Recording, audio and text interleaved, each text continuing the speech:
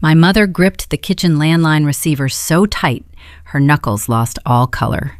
Her hand shook against the hard plastic casing. From 2 feet away, I heard the crisp, professional voice of a woman introducing herself as the Dean of Admissions for Harvard University. Mrs. Griselda, we are calling to follow up on a very unusual situation. Your daughter received our highest merit scholarship, and we have held Pandora's spot for 2 years. We need to know her final decision. Sylvia Griselda did not hesitate. She cleared her throat, smoothed the front of her expensive cashmere sweater, and lied. I am so sorry for the confusion. Pandora decided higher education was not for her. She joined the military. Please withdraw her application. She placed the phone back on the cradle and let out a long breath. She dropped her ceramic coffee mug the second she turned around and saw me standing right behind her. My name is Pandora Griselda, and I am 20 years old. Before I tell you what happened when that porcelain shattered across our kitchen tile, welcome to Sophia Told Stories. Please take a moment to like and subscribe, but only if you know what it feels like to be betrayed by your own blood. Drop a comment right now telling me your age and what city you are watching from. To understand how I tore down my parents' flawless social facade, I need to take you back 2 years. I need to take you back to the day they convinced me I was a failure. I grew up in the mainline suburbs of Philadelphia. It is an enclave where wealth is measured by manicured lawns, country club memberships, and Ivy League bumper stickers. In my house, appearance was the only currency that mattered. 2 years ago, at 18, I stood in our grand foyer holding a single, thin piece of mail. It was a printed rejection letter from a local mid-tier state college. I read the words, "regretting to inform you," over and over until the black ink blurred. I had spent 4 years of high school studying until my eyes burned, maintaining a perfect grade point average and sacrificing every normal teenage experience. I thought it all amounted to nothing. My mother stood in the doorway of the formal dining room, watching me read it. I waited for her to offer comfort, a hug, or just a sympathetic word. Instead, the corners of her mouth twitched upward into a tight, relieved smile. She looked like a judge who had just delivered a guilty verdict and felt thrilled about the sentence. My father, Richard, walked in through the garage door holding his leather briefcase. He glanced at the crumpled letter in my hands, then walked straight past me into the utility closet. He did not ask how I was feeling. He came back holding a heavy, wet mop. Water dripped from the gray strings onto his expensive leather shoes, but he did not care. He shoved the wooden handle against my chest. The rough wood scraped my collarbone, forcing me to grab it or let it fall on his pristine hardwood floors. "Well, college is not for everyone, Pandora," he said. His tone was flat, void of any warmth. "It is time to be realistic. You live under my roof. You earn your keep. You can start with the kitchen tile. It is looking dull." He walked up the stairs, loosening his tie, leaving me standing alone with a bucket of soapy water. I took the mop. For the next 8 months, I became the unpaid staff of the Griselda household. I scrubbed their baseboards until my knuckles split and bled. I ironed their formal wear for country club dinners I was never invited to attend. I polished the silver they used to entertain guests who did not even know I existed. I believed their lie because the people who were supposed to protect me sold it with such conviction. I genuinely thought I lacked the intelligence to step outside that house. To survive, I played the exact part they assigned me. I even printed out a brochure for a basic community college night class focusing on a medical assistant program. I left it on the kitchen island where my mother would find it. When she saw it, she walked over and actually patted my cheek. Her eyes gleamed with a deep, unsettling satisfaction. She felt safe. She thought I had accepted my place at the bottom of the hierarchy. But the puzzle pieces never quite fit together. The rejection letter they handed me was from my safety school. I had applied to 10 different universities, pouring my soul into every essay. For nearly a year, I laid awake at night, staring at my ceiling, wondering why 9 prestigious institutions never even bothered to send an email. I thought I was such a miserable disappointment that they simply discarded my files. I had no idea my mother was sprinting to the mailbox every single afternoon, intercepting thick, heavy envelopes with prestigious crests stamped on the front. I had no idea my parents were hiding a reality that would soon force me to change the trajectory of my entire life. Have you ever believed you were a failure, only to realize the people who told you that were the actual frauds? My older sister Vanessa lived a life that belonged in a glossy magazine. While I scrubbed floors in Pennsylvania, she spent her semesters supposedly thriving at a wildly expensive private university in Southern California. She was the undisputed golden child of the Griselda family. My parents treated her existence like an ongoing miracle. They funded European backpacking trips across Italy and France. They bought her a brand new European sports car for her 19th birthday. They paid for exclusive sorority dues and luxury apartment leases without batting an eye. Every time she flew home for the holidays, she brought a new level of arrogance back with her. Vanessa never missed an opportunity to remind me of my place. She looked at me not as a sister, but as a defective servant. She would walk past me with her designer iced coffee and point at the floor. "You missed a spot on the baseboards," she would say. Or she would sigh loud enough for my mother to hear and remark that it is a shame Pandora does not have the intellect for higher education. Good thing she knows how to use a sponge. I never argued back. I just kept my head down and went to work. My parents forced me to get a job at a local logistics firm, working as a lowly administrative clerk. I filed paperwork, I answered phones, I made coffee for regional managers. I earned $15 an hour. But simply keeping a job was not enough for my father. The day I received my very first paycheck, he met me at the front door. He held out his hand, palm up. 50%, he demanded. "You are an adult living in a premium zip code. You will pay rent." Every 2 weeks, I handed over half of my meager earnings. I watched him take my hard-earned cash and fold it into his leather money clip. He claimed it was teaching me responsibility. In reality, it felt like pure extortion, designed to keep me trapped under his roof. With only a few $100s to my name each month, I could not afford to move out. I could not afford a car. I was essentially a prisoner funding my own captivity. The disparity between my sister and me reached its peak during the annual Mainline Winter Gala. It was an exclusive high society event. Tickets cost $2,000 a plate. My parents bought a table months in advance. Vanessa flew home specifically to attend and showcase her perfect life to the rest of the neighborhood elite. I was told to stay out of sight during the pre-party cocktail hour. But 2 hours before they were scheduled to leave, Vanessa marched into my small bedroom holding a heavy garment bag. She unzipped it and tossed a stunning emerald green silk gown onto my bed. "Iron this," she ordered. "And do not use too much steam. It is pure Italian silk, and it costs more than you make in 3 months. Do not ruin it." I stared at the dress. The fabric felt like water running through my fingers. I set up the ironing board in the cramped laundry room. The heat from the iron radiated against my face. I meticulously pressed every seam, making sure the silk remained flawless. As I worked, Vanessa stood in the doorway, applying a second coat of expensive lip gloss. She watched me slave over her clothing with a look of profound pity. "You know, Pandora," she murmured, examining her reflection in a compact mirror, "it really is for the best that you did not go to college. You would have embarrassed yourself. The academic rigor would have crushed you. At least here you are useful. You are really good at laundry." I pressed the hot iron down harder on the board. A thick cloud of white steam hissed into the air. I kept my mouth shut. I carefully draped the emerald gown over a velvet hanger and handed it back to her. She took it without saying thank you. She spun around and walked back down the hallway, leaving a trail of expensive floral perfume in her wake.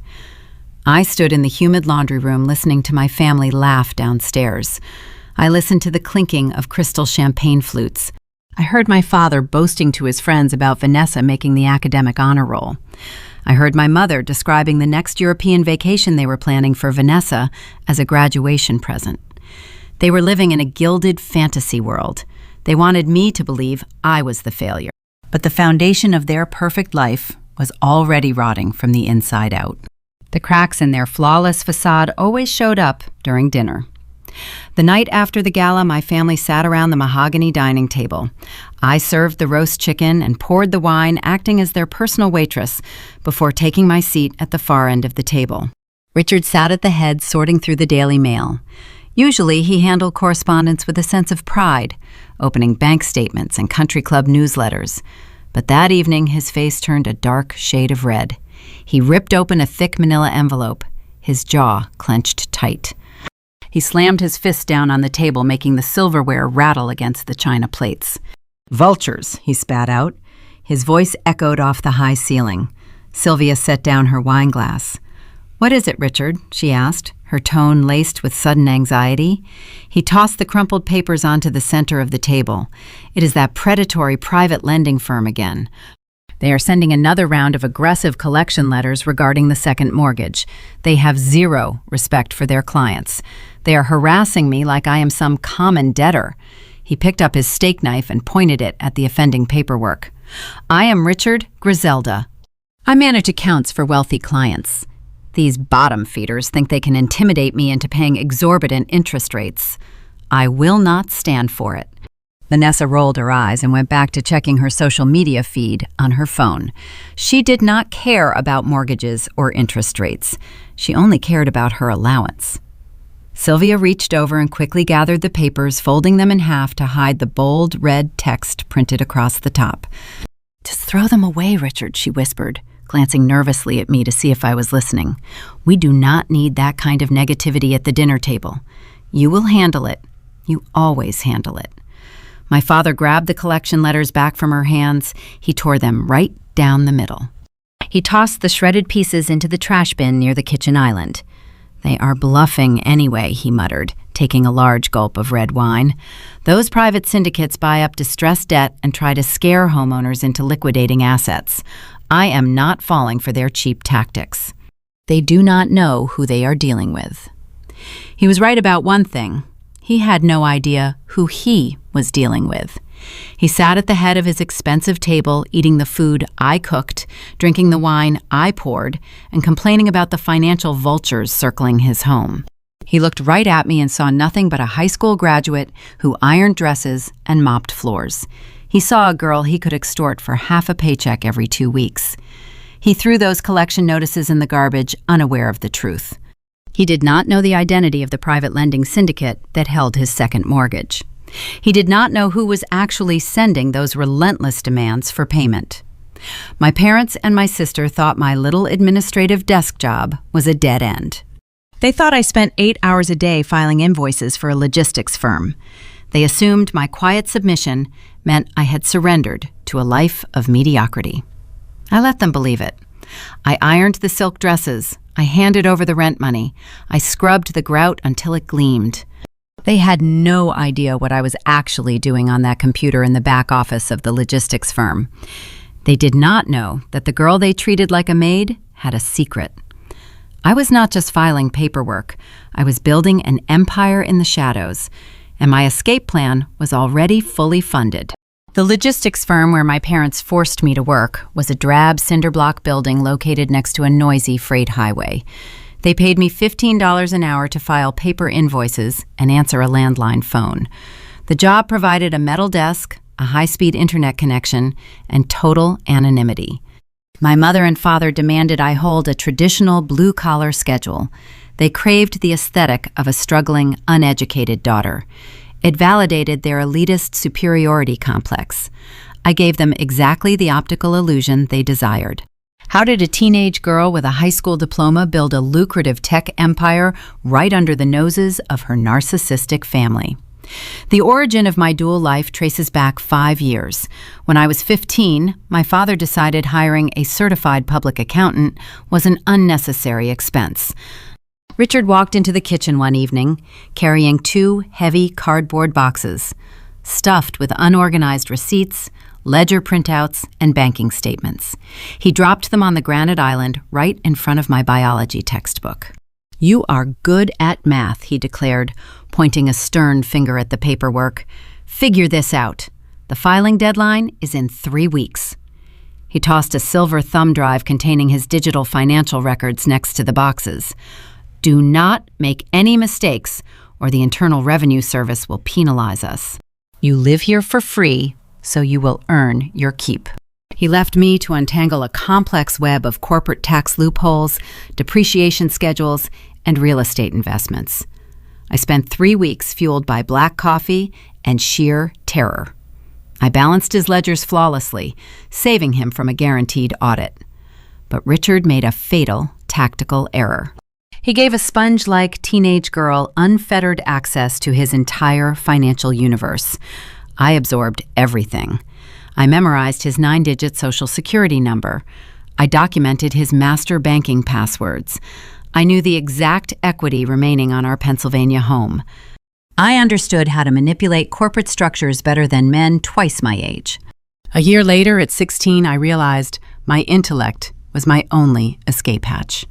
While reviewing my father's old tax returns, I discovered an abandoned, limited liability company, a dead corporate entity he registered years ago and forgot to dissolve. The shell sat empty, gathering dust in the state registry. I quietly took control of the dormant paperwork. I registered a doing business as name, masking my true identity behind a generic consulting moniker. I taught myself advanced coding languages, algorithmic design, and predictive modeling. I started bidding on freelance data contracts during my lunch breaks at high school. I built a digital portfolio of undeniable results. By 17, I was consulting for mid-level software developers. By 18, I secured contracts with venture capital funds. My dual existence required strict operational security. My parents inspected my bedroom periodically, searching for any signs of rebellion. They monitored the incoming mail. So my actual executive office became the front seat of a beat-up 2008 Honda Civic. The sedan had a cracked windshield, a missing hubcap, and a heater that smelled like burning plastic. Every Tuesday and Thursday during my lunch hour at the logistics firm, I drove that rusted vehicle to the far corner of a grocery store parking lot. I propped my silver laptop on the worn steering wheel. I blurred the background on my web camera to hide the frayed cloth seats. I sat in a stifling hot car, wearing a cheap blazer over my cotton t-shirt, conducting high-stakes virtual meetings with Silicon Valley executives. They saw a brilliant data scientist delivering perfect algorithmic models. They never knew their chief analytics consultant was sweating through her clothes in a suburban strip mall, terrified her mother might drive by and spot her. The financial compensation was staggering. I commanded premium hourly rates. Every wire transfer bypassed local banks entirely. I routed the funds through encrypted high-yield accounts, shielding my wealth from my father's invasive reach. My net worth climbed exponentially. I crossed the 6-figure threshold before my high school graduation. By the time my father handed me that wet mop and charged me 50% of my minimum wage paycheck for rent, I was a self-made millionaire hiding in plain sight. I wrote predictive algorithms that saved tech conglomerates millions of dollars, and then drove home to scrub the grout in my parents' guest bathroom. The sharp contrast fueled my silent endurance. Every insult Vanessa hurled about my lack of intelligence felt like a private inside joke. Every time Richard folded my tiny rent contribution into his leather money clip, I mentally checked the balance of my offshore portfolio. They thought they controlled my destiny. They believed their cruel narrative had broken my spirit. They were oblivious. I was not a victim. I was an architect assembling the blueprint of my liberation, brick by brick. My strategy was simple. I planned to disappear. On the morning of my 21st birthday, I intended to pack a single duffel bag, hand my father the keys to the rusted Honda Civic, and board a direct flight to California. No dramatic exits, no screaming matches, just a ghost vanishing into the wind, leaving them to wonder how their indentured servant slipped the leash. My escape route was fully funded. My bags were virtually packed. I had a luxury apartment waiting for me across the country. I was prepared to walk away from the Griselda family forever, without ever showing them the empire I built. I stayed home from the logistics firm on a random Tuesday morning, feigning a mild fever. I sat at the kitchen island running a final diagnostic check on a client-server architecture while sipping tea. Sylvia stood by the espresso machine, steaming milk for her morning latte. The house was quiet. The plan was flawless. I was mere months away from executing my silent departure. Until the landline rang. I sat at the kitchen island, nursing a cup of chamomile tea. The logistics firm granted me a single sick day, and I was using the rare downtime to finalize a complex data migration protocol for an enterprise client. My laptop screen was angled carefully away from the center of the room. Sylvia stood a few feet away, operating her silver espresso machine. The house was submerged in a quiet morning calm. Then the landline rang. We rarely received calls on the house phone. It was an antiquated piece of technology mounted on the wall, primarily used by telemarketers and local politicians asking for campaign donations. Sylvia wiped her hands on a pristine linen towel and picked up the receiver. I kept my eyes focused on my code, but my ears tuned to the unexpected disruption. The voice on the other end was clear enough to carry across the marble countertops. It was a woman, introducing herself as the Dean of Admissions for Harvard University. She stated she was calling to follow up on a very unusual situation. She said my name. She mentioned the highest merit scholarship. She explained they had held my spot for 2 years and required a final decision. Sylvia did not drop the phone right away. Her spine went rigid. The color drained from her face, leaving her skin an ashen gray. She gripped the plastic casing so hard her knuckles turned white. She cleared her throat and spun a fabricated narrative without blinking. She apologized for the confusion. She claimed I decided higher education was not my path. She told the Dean of Admissions I joined the military and requested they withdraw my application. She placed the receiver back on the cradle. She let out a ragged breath. She turned around, holding her ceramic coffee mug. She saw me standing right behind her. The mug slipped from her trembling fingers and shattered against the floor tiles. I stared at the broken porcelain. I looked up at the woman who gave birth to me. I asked her point blank why an Ivy League institution was calling our house regarding a scholarship. Sylvia possessed a terrifying ability to pivot. Her initial terror evaporated, replacing itself with a carefully constructed mask of maternal concern. The psychological manipulation began instantly. She stepped over the sharp shards and placed a warm hand on my shoulder. "Oh, sweet girl," she murmured, her tone dripping with false sympathy. That was just a cruel scam. Identity thieves use very sophisticated tactics these days. They buy data lists of local high school graduates and promise fake academic scholarships to steal your Social Security number. You must have entered your personal information on a shady website. Thank goodness I intercepted the call and protected you. I stared into her eyes. My mind raced, analyzing the variables. Identity thieves do not use the official caller identification of a prestigious university. They do not hold an academic spot for 2 years. They do not know the exact specificities of a merit program. I told her I wanted to call the number back to verify the claim. Her grip on my shoulder tightened until her manicured nails dug into my skin. "Do not be ridiculous, Pandora," she snapped. "You are letting your imagination run wild. You did not get into an elite university. You could barely handle standard high school biology. Stop chasing foolish fantasies and clean up this mess." The heavy oak front door swung open before I could formulate a response. Richard walked in, holding his leather briefcase. He had returned home from his office early. He took one look at the broken coffee mug on the floor and the tense posture of his wife. He demanded to know why his peaceful morning was being disrupted by chaos. Sylvia immediately played the victim. She dramatically placed a hand over her chest. She told him I was interrogating her over a fraudulent phone call. She claimed I was suffering from delusions of grandeur. She painted me as an ungrateful child attacking a devoted mother. Richard set his briefcase on the polished mahogany console table. He walked into the kitchen and stood towering over me, his face contorted with profound disgust.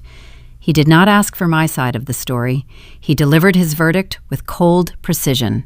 "You are a clerk," he sneered. "You file shipping invoices for a living. You do not have the pedigree or the intellect for Cambridge. Stay in your lane, Pandora. Stop harassing your mother over a pipe dream. You should be grateful we provide a premium roof over your head, instead of demanding answers you do not deserve. I looked at the two of them standing side by side. A united front of deception. If I were the girl they thought I was, I would have cried. I would have believed their cruel narrative. I would have grabbed a broom and swept up the broken mug, apologizing for my arrogance. I would have retreated to the laundry room and ironed another silk dress for Vanessa. But I was not that girl anymore. I was a chief analytics consultant who built predictive algorithms for venture capital funds. I recognized a flawed equation when I saw one. Their reaction was entirely disproportionate to the event. If the phone call truly was a meaningless scam, they would have laughed it off. They would have mocked my gullibility and moved on with their day. They would not be breathing heavy. They would not be sweating. They would not coordinate a dual verbal assault to silence me. Richard proved my theory less than 10 minutes later. His actions betrayed his confident words. He did not go upstairs to change out of his tailored suit.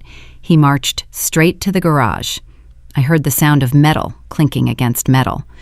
He returned holding a heavy brass deadbolt, a tape measure, and a cordless power drill.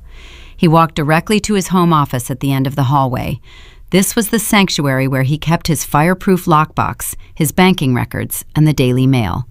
It was the nerve center of the Griselda household. I stood in the corridor and watched him. He lined up the thick brass plate against the expensive oak doorframe. He pulled the trigger on the power drill. The loud whining noise echoed through the silent house. He drove long steel screws deep into the wood, permanently altering the expensive door. He tested the lock, clicking the heavy mechanism back and forth with a metal key. He slipped the key into his trouser pocket and turned to face me. "This room is permanently off limits," he stated, his voice definitive and cold. "I conduct sensitive financial business inside. I cannot have you wandering in and tampering with confidential documents. Do you understand me?" I nodded obediently. I lowered my gaze, adopting the submissive posture they expected. I told him I understood perfectly. And I meant it. I understood that my parents were hiding an enormous secret behind that thick wooden door. I understood they stole my future to keep me trapped as their domestic servant. I understood the paper trail of their deception was sitting right inside that locked room. Richard thought a heavy piece of hardware and a single metal key could keep his secrets safe. He thought a brass deadbolt would stop a lowly administrative clerk from discovering the truth. He felt secure knowing the physical barrier was impenetrable. But he forgot one crucial detail about his household infrastructure. He forgot who configured the digital network running through the very walls of his home. I did not need a physical key to breach his fortress. I possessed a much sharper tool. My father locked the heavy oak door and slipped the new brass key into his tailored trouser pocket. He walked away feeling like an untouchable king residing in a fortified castle. He believed that solid steel hardware and thick wooden frames were the ultimate security measures. But he forgot one crucial detail about our modern household. He forgot who constructed the invisible walls. Years ago, when the local internet service provider upgraded our residential hardware, Richard could not understand the installation manual. He handed the plastic router to me and demanded I configure the network. I established the local area network.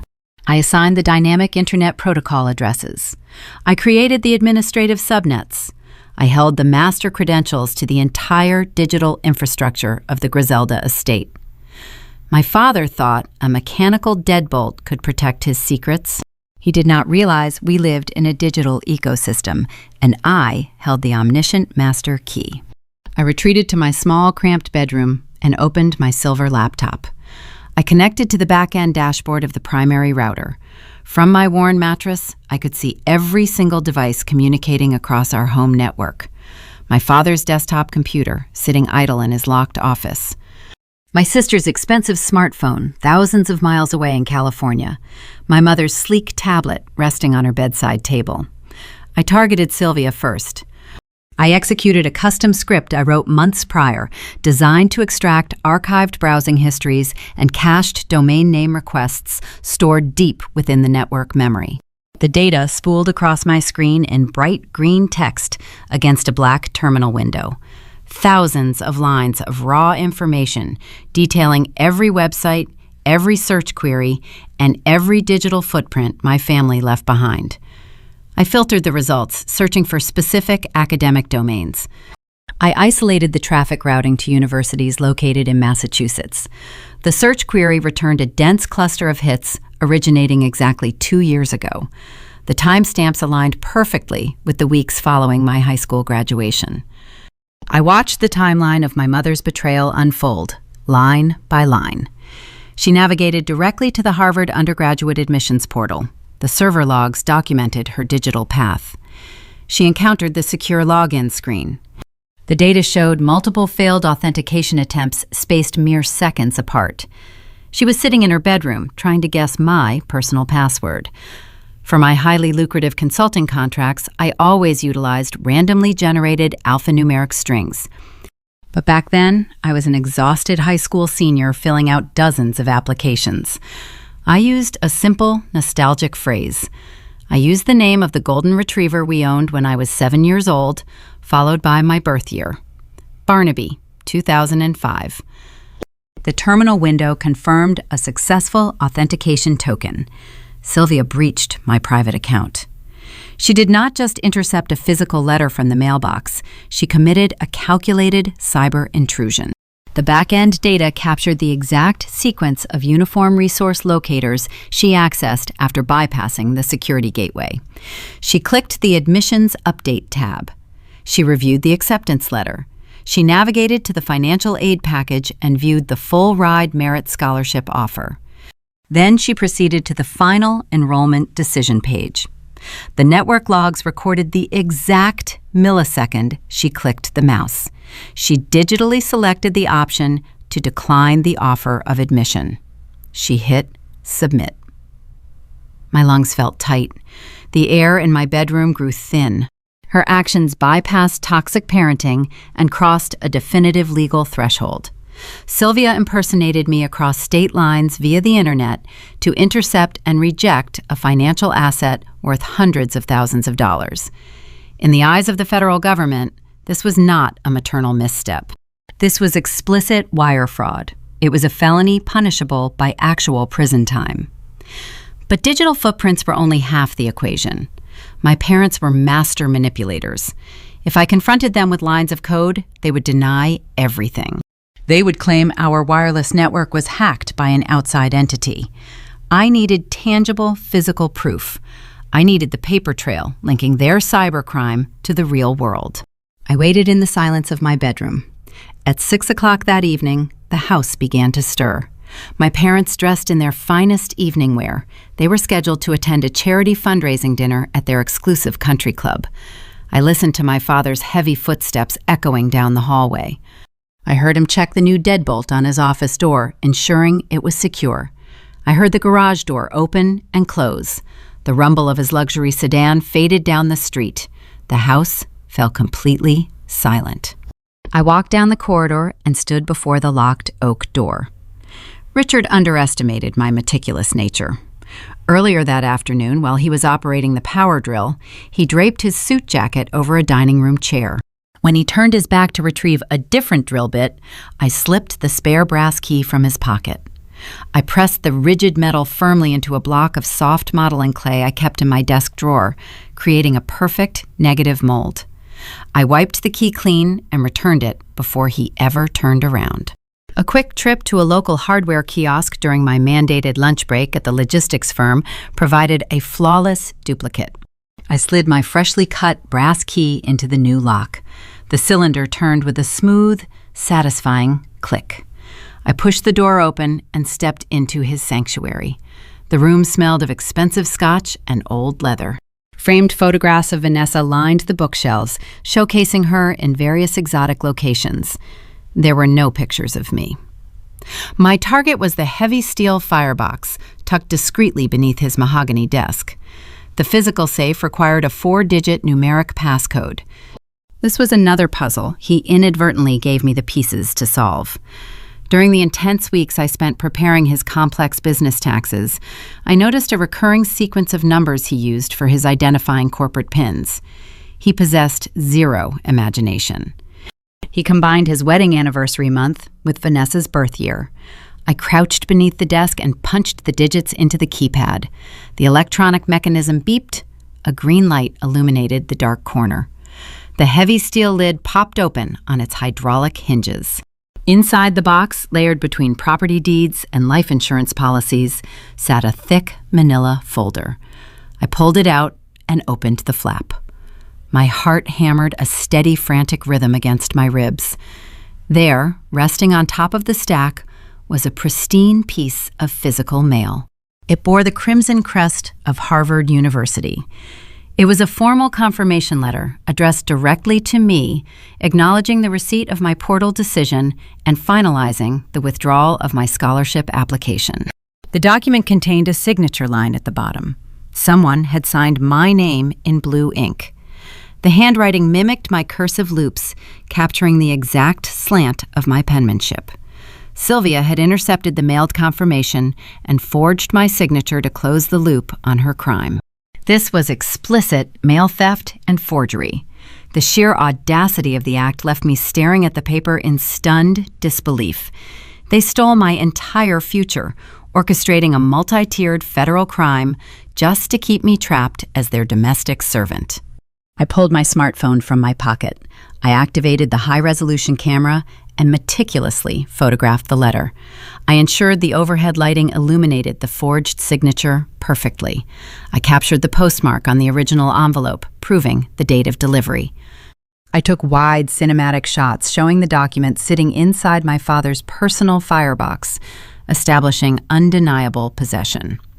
I was compiling a dossier of evidence. I was building an airtight case that could withstand any gaslighting, manipulation, or outright denial.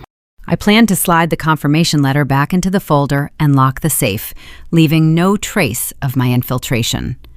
But as my fingers brushed the bottom of the manila envelope, I noticed a secondary stack of documents hidden beneath my stolen mail. The paperwork did not look like standard tax forms or insurance declarations.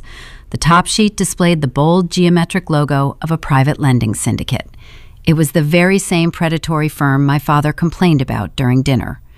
I pulled the stack out, letting my eyes scan the columns of financial figures. The numbers did not make sense. The interest rates were astronomical. The loan terms were borderline extortionate. I uncovered a secondary layer of deception, one that explained exactly why Vanessa was draining their accounts and why my family was teetering on the edge of total financial ruin. I knelt on the hardwood floor of my father's locked office, staring at the thick stack of papers resting in my hands. The top document bore the bold, geometric logo of a private lending syndicate. It was the exact same firm my father had cursed at during dinner. I scanned the first page, expecting to find standard business correspondence. Instead, my eyes landed on a formal notice of default. The text warned of impending foreclosure. The property listed as collateral was the very house I was sitting inside. I set the Harvard acceptance letter aside and pulled the entire financial dossier from the steel firebox. I needed to understand the mechanics of their impending ruin. I flipped past the warning notices and found the original loan origination documents. The root cause of this financial hemorrhage was detailed on a separate stack of papers paper-clipped to the back of the file. It began with official transcripts from my sister's expensive private university in Southern California. The pages painted a bleak picture of her academic reality. Vanessa was not thriving. She was not making the honor roll. She was failing every single class. A final letter printed on the university letterhead delivered the definitive blow. It was a formal notice of academic dismissal dated 12 months ago. Vanessa flunked out of college an entire year before she came home to brag about her non-existent grades. She never told her wealthy fiancé the truth. Bradley belonged to a prominent family with generations of Ivy League pedigree. He would never propose to a broke college dropout. To maintain the illusion of success, Vanessa curated a fake digital existence. I sifted through pages of printed credit card statements detailing her astronomical spending habits. She racked up over $120,000 in high-interest consumer debt. She used the money to project an influencer lifestyle. She rented luxury sports cars for photo shoots. She purchased authentic designer handbags to wear around his country club. She booked extravagant weekend trips to luxury resorts, pretending she funded the excursions through lucrative brand deals. Her entire life was a hollow, expensive fabrication. When the credit cards inevitably maxed out, the debt collectors started calling. Vanessa panicked. She turned to the only person who possessed the same fragile ego as her. She went to Richard. My father could not stomach the idea of his golden child failing. He could not risk the social humiliation of Bradley's blue blood family discovering they were marrying a fraud. He needed to clear her debts and fund her continued deception until the wedding ring was securely on her finger. But Richard was living a lie of his own. His wealth was tied up entirely in optics. He drove leased vehicles and wore tailored suits, but his liquid cash reserves were practically non-existent. To save his golden daughter, Richard mortgaged the only tangible asset he possessed. He tapped into the equity of our Pennsylvania home. Traditional banks rejected his application due to his high debt-to-income ratio. Desperate, he turned to the unregulated gray market of high-risk lending. He signed a predatory hard money loan with exorbitant interest rates just to keep the charade alive. I read the terms of the loan and felt a cold, sharp shock sweep through my veins. The paperwork listed an anonymous peer-to-peer lending syndicate as the primary creditor. The corporate emblem stamped at the top of the promissory note was deeply familiar to me. I recognized the routing numbers listed for the monthly wire transfers. I recognized the specific legal phrasing utilized in the default clauses. The syndicate holding my father's second mortgage was a subsidiary operating under my own corporate holding company. During the rapid expansion of my tech consulting firm, I generated staggering profits. Leaving millions of dollars sitting idle in standard bank accounts allowed inflation to erode the wealth. I instructed my financial brokers to deploy my surplus capital into high-yield alternative debt markets. We purchased distressed private notes through blind trusts to ensure my identity remained entirely concealed. My father did not just owe money to a group of random corporate investors. He owed his house directly to me. The revelation paralyzed me. I sat in the dim light of the office, tracing the signatures on the documents. The irony was suffocating. I dug deeper into the file and found the origination records for my sister's unsecured personal loans. When Vanessa exhausted her credit limits, she utilized a specific online lending platform to secure fast cash for her designer wardrobe. My investment portfolio provided the liquidity for those exact microloans. I was her primary creditor, too. I literally owned my sister's fake life. I held the deed to my father's house. My family treated me like defective garbage. They forced me to scrub their baseboards. They extorted me for half of my meager logistics clerk paycheck so my father could pretend to teach me fiscal responsibility. They told me I lacked the intellect to succeed in the real world. They stole my Harvard acceptance letter and committed federal wire fraud to ensure I remained their captive domestic servant. Meanwhile, my secret corporate entity was floating their entire existence. Without my hidden wealth, their mainline facade would have collapsed into dust a year ago. They were oblivious parasites, feeding off the very host they despised. I slowly returned the documents to their original order. I slid the file back into the steel firebox and closed the heavy lid. The hydraulic hinges hissed as the electronic lock engaged, securing the secrets once more. I wiped down the keypad, erasing my fingerprints. I exited the office and locked the new brass deadbolt, replacing the spare key perfectly inside my father's suit jacket pocket. I walked back to my bedroom feeling lighter than I had in years. The dynamic of power had shifted permanently. I held every single card in the deck. I could foreclose on the house tomorrow. I could send Vanessa into immediate bankruptcy. But swift revenge lacked poetry. I wanted them to feel the exact same humiliation they inflicted upon me. The opportunity for that perfect execution was already written in the files I just examined. Tucked behind the loan documents was a signed catering contract. My parents were finalizing the details for a massive engagement gala honoring Vanessa and Bradley. The invoice totaled $40,000. They invited 150 high society guests, including Bradley's entire elite extended family. It was designed to be the ultimate showcase of Griselda superiority. But Richard was out of money. The hard money loan was maxed out. His credit was ruined. He had zero equity left to extract from the property. I knew they were plotting a way to secure the funds for the party. A printed email thread between my parents detailed their desperate strategy. They needed a cosigner with a clean credit history and verifiable income to secure a short-term consolidation loan. They needed someone who trusted them implicitly. They needed a sacrificial lamb who would blindly sign their financial future away to save the family reputation. They were going to use me. They planned to corner me right before the engagement gala. They assumed my quiet submission meant I would obey their commands without reading the fine print. They thought they had me perfectly trapped. They had no idea they were walking directly into a slaughterhouse of their own design. The day of the engagement gala arrived with the suffocating humidity typical of late summer in Pennsylvania. The Griselda estate transformed into a frantic staging ground for social warfare. My parents hired a team of florists to construct massive arches of white hydrangeas across the front portico. A string quartet tuned their instruments in the living room. Caterers bustled through the hallways carrying silver platters of beluga caviar and prime tenderloin. They were spending $40,000 they absolutely did not possess to impress a family that would inevitably despise them. I spent the morning trapped in the logistical crossfire. Sylvia barked orders at me as if I were a low-ranking employee at a hotel she was managing.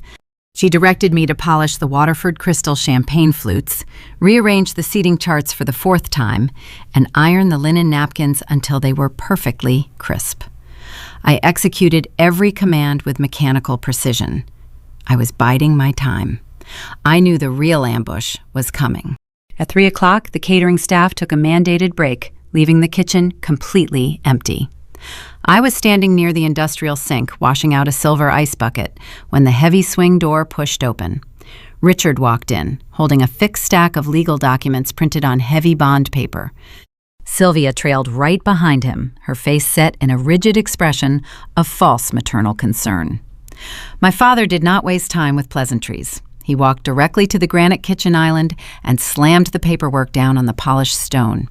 He slid the stack across the smooth surface until it stopped inches away from my hands. "We need to have a serious discussion, Pandora," he stated, his voice tight with suppressed panic. "The family is facing a temporary cash flow issue. We are expanding our investment portfolio, and the liquid assets are currently tied up in high-yield offshore accounts. It is nothing major, but we need a short-term bridge loan to finalize the payment for tonight's vendors." I stared at the documents. I did not need to read the fine print. I already knew exactly what they contained. It was a massive $80,000 consolidation loan. It was designed to merge Vanessa's toxic credit card debt with the delinquent payments on his second mortgage. He was trying to buy himself 6 more months of breathing room before the private lending syndicate initiated foreclosure proceedings. Before my syndicate initiated foreclosure proceedings. The primary applicant line was blank. The cosigner line was highlighted in bright yellow ink. "You are going to sign this," Richard commanded. He tapped the yellow highlighted line with a heavy gold pen. "Your mother and I provide a premium lifestyle for you. We put a roof over your head. We allow you to live in a prestigious zip code. It is time for you to contribute to the greater good of this family." Sylvia stepped forward, placing a manicured hand on my arm. "It is just a formality, sweet girl," she murmured, her voice dripping with artificial sweetness. "Your father has impeccable credit. We will pay the loan off in full by Christmas. You will never even notice it is attached to your name." We just need your clean credit history to secure the lowest possible interest rate. You owe us this much after everything we have sacrificed for you." I looked at the two of them. They were cornering an administrative clerk, demanding she bind her financial future to their sinking ship. They were asking me to sign a document that would ruin my credit score, bankrupt my future, and leave me legally responsible for a staggering sum of money I could never repay on a $15 an hour salary. I picked up the documents and flipped to the final signature page.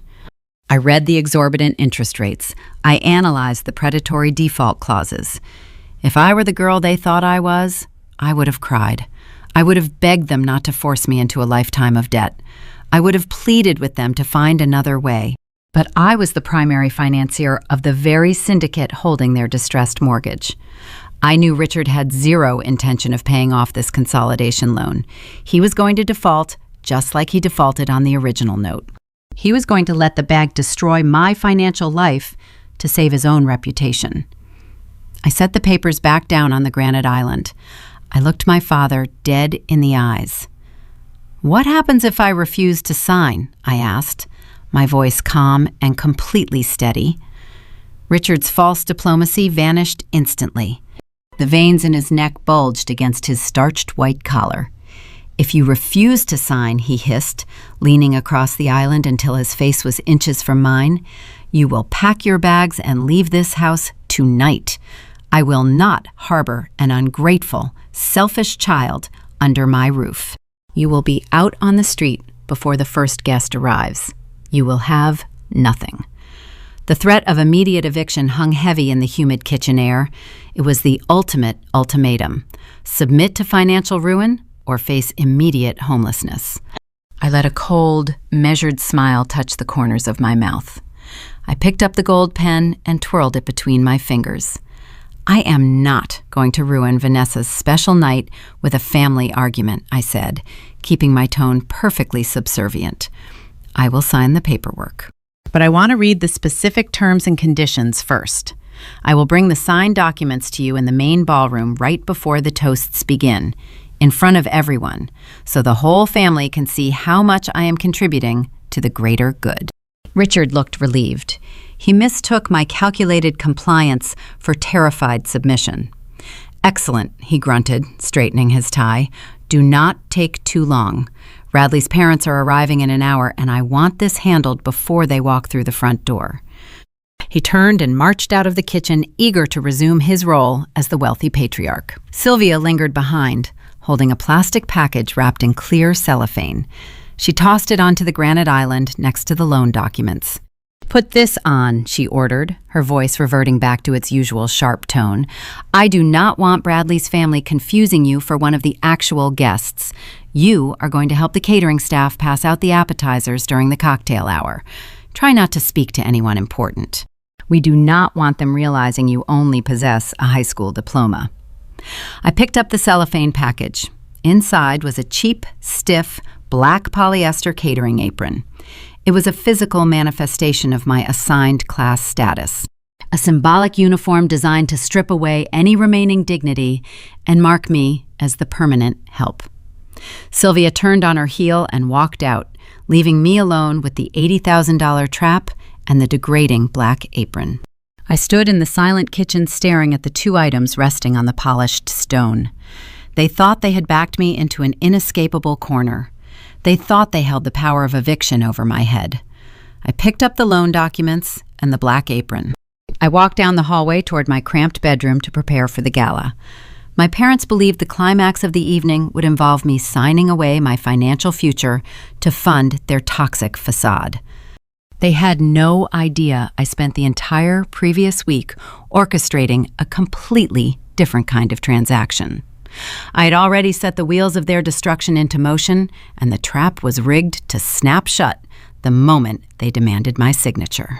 I walked back to my cramped bedroom, holding the $80,000 consolidation loan documents in one hand and the degrading black catering apron in the other.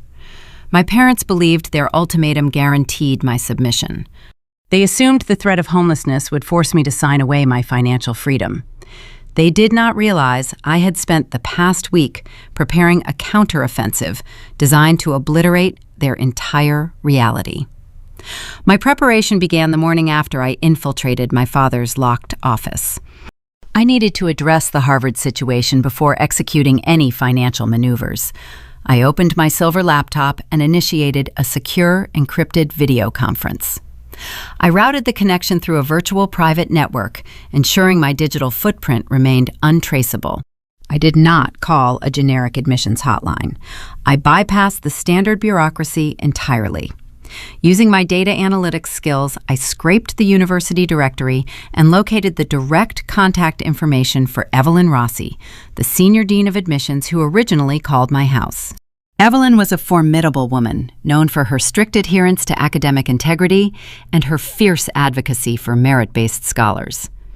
When her face appeared on the high-definition screen, she looked confused.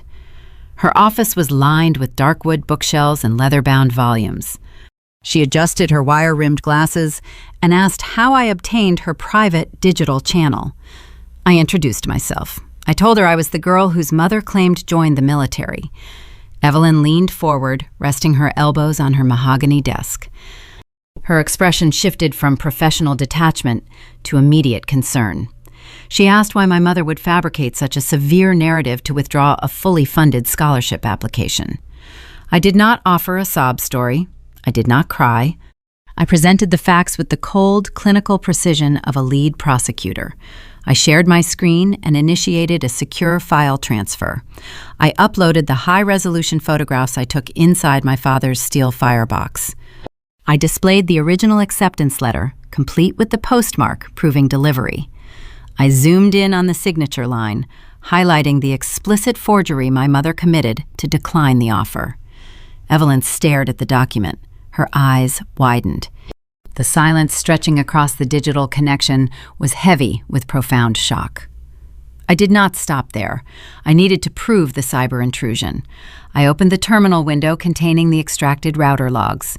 I walked the senior dean through the technical data. I explained how Sylvia guessed my childhood password, breached the secure academic portal, and digitally rejected the financial aid package across state lines. I translated the raw code into undeniable proof of federal wire fraud. I watched Evelyn process the magnitude of the betrayal. She was accustomed to dealing with overbearing parents demanding special treatment for their underperforming children. She was not accustomed to parents committing multiple felonies to sabotage a brilliant student. "This is unconscionable," she whispered, her voice tight with righteous anger. I have reviewed thousands of applicant profiles throughout my career. I have never witnessed this level of deliberate parental malice. They actively conspired to destroy your future. I nodded, keeping my posture rigid and my emotions entirely compartmentalized. I explained the motive behind their actions. I described how they weaponized my presence, forcing me to act as their unpaid domestic servant while funneling resources to my older sister. I laid out the stark contrast between Vanessa's fabricated luxury lifestyle and my indentured servitude. Evelyn did not offer hollow pity. She recognized the sheer resilience required to survive that toxic environment. She looked at the terminal window displaying my complex network scripts and then looked back at me. Her expression hardened into fierce determination. "Your academic file was extraordinary, Pandora," she stated firmly. "Your predictive modeling algorithms demonstrated a level of genius we rarely encounter in undergraduate applicants. That is why we awarded you the highest merit scholarship. That is why I called your house to follow up. I refuse to believe a mind like yours simply gave up." She opened a secure administrative dashboard on her end of the connection. I heard the rapid clacking of her keyboard. "I am reinstating your acceptance immediately," she declared. "I am overriding the fraudulent portal decline and reactivating your full-ride financial aid package. Your spot in the incoming freshman class is secure." A profound wave of relief washed over me. For the first time in 2 years, the crushing weight of their deception lifted from my shoulders. The future they stole from me was officially returned. But Evelyn was not finished. She leaned closer to the web camera. The academic institution was prepared to support me, but she recognized the immediate danger I faced living under their roof. These individuals committed serious federal crimes, she warned, her tone deadpan and serious. The university legal department will need to be notified regarding the portal breach.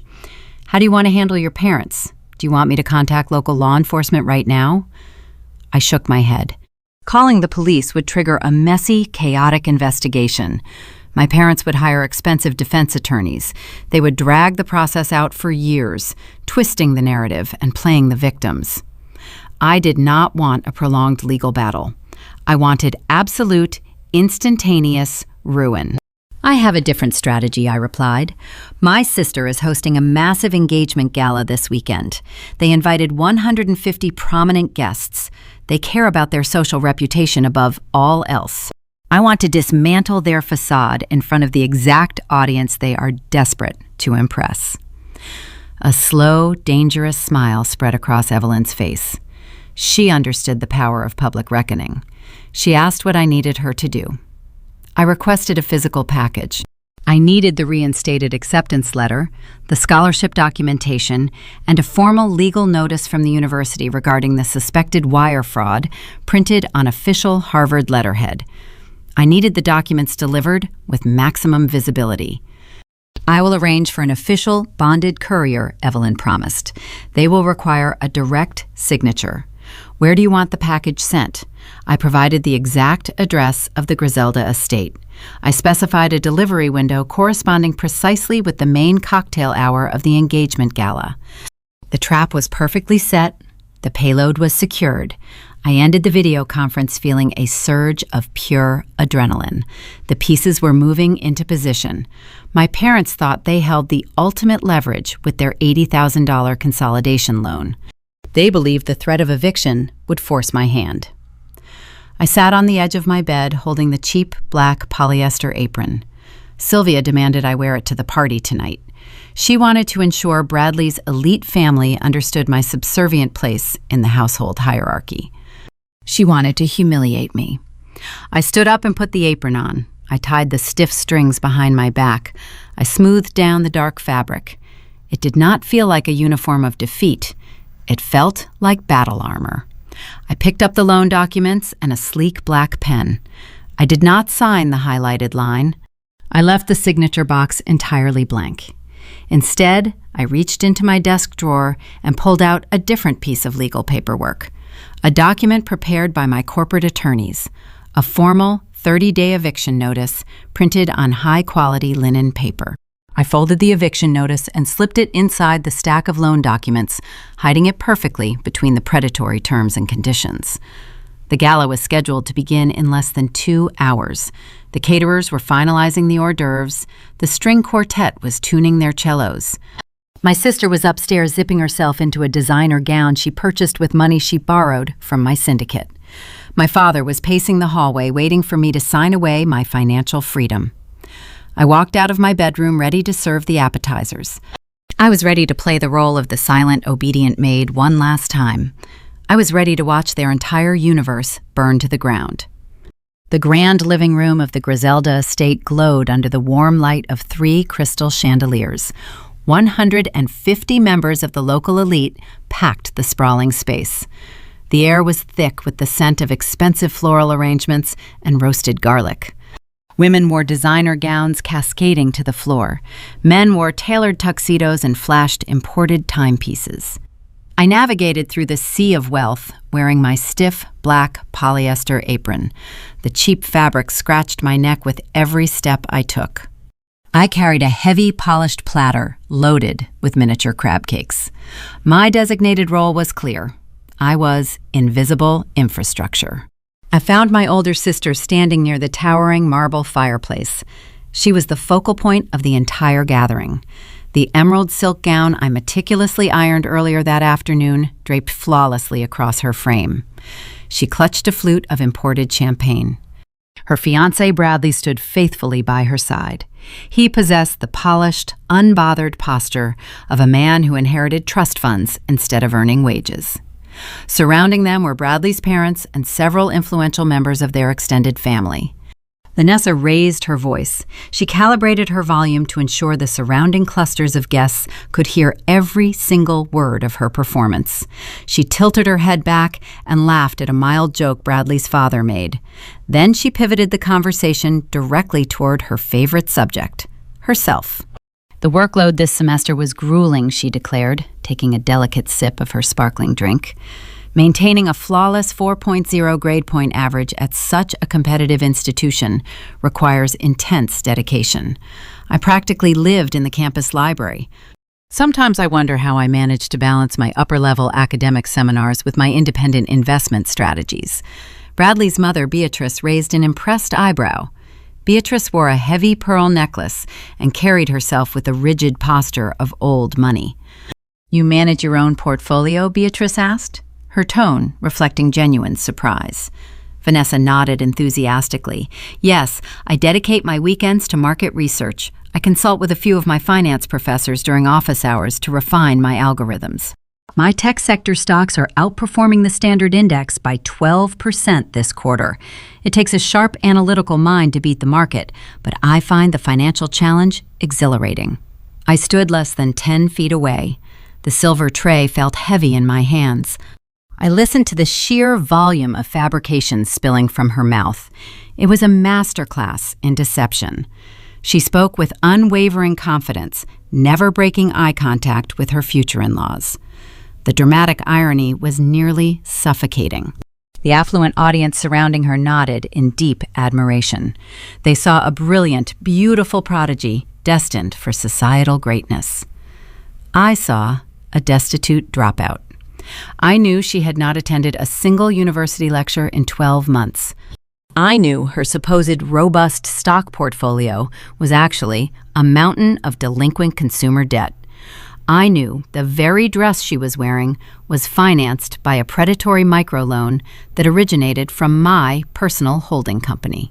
She was standing in my father's house bragging about imaginary wealth, while I held the literal deed to the property hidden in my bedroom. Sophia caught my eye from across the room. My mother was entertaining the country club president, but her radar for potential disaster remained sharp. She shot me a silent, piercing glare. Her eyes issued a clear command: stay away from the VIP circle. Do not contaminate the illusion. I broke eye contact and walked directly toward the marble fireplace. I approached the intimate gathering from Bradley's blind spot. I extended the platter of appetizers toward the group, keeping my head slightly bowed to play the part of the submissive server. "Crab cake," I offered, my voice quiet and neutral. Bradley's father took one without looking at my face. Beatrice paused. She turned her attention away from Vanessa and examined me. Her gaze traveled from the cheap dark strings of my apron up to my unstyled hair. She possessed the cold, calculating stare of a woman accustomed to judging the hired help. Her eyes landed on my face, and recognition dawned. "Oh, you must be the younger sister," Beatrice stated. Her tone was not unkind, but it carried a thick layer of condescending pity. "Pandora, correct?" I nodded once. "Yes, ma'am." Beatrice reached out and took an appetizer from the silver tray. She looked back at Vanessa and smiled a warm, approving smile. "It is so generous of you to let her help out with the catering staff tonight, Vanessa. It gives her a sense of purpose and keeps her busy." Turning back to me, Beatrice tilted her head.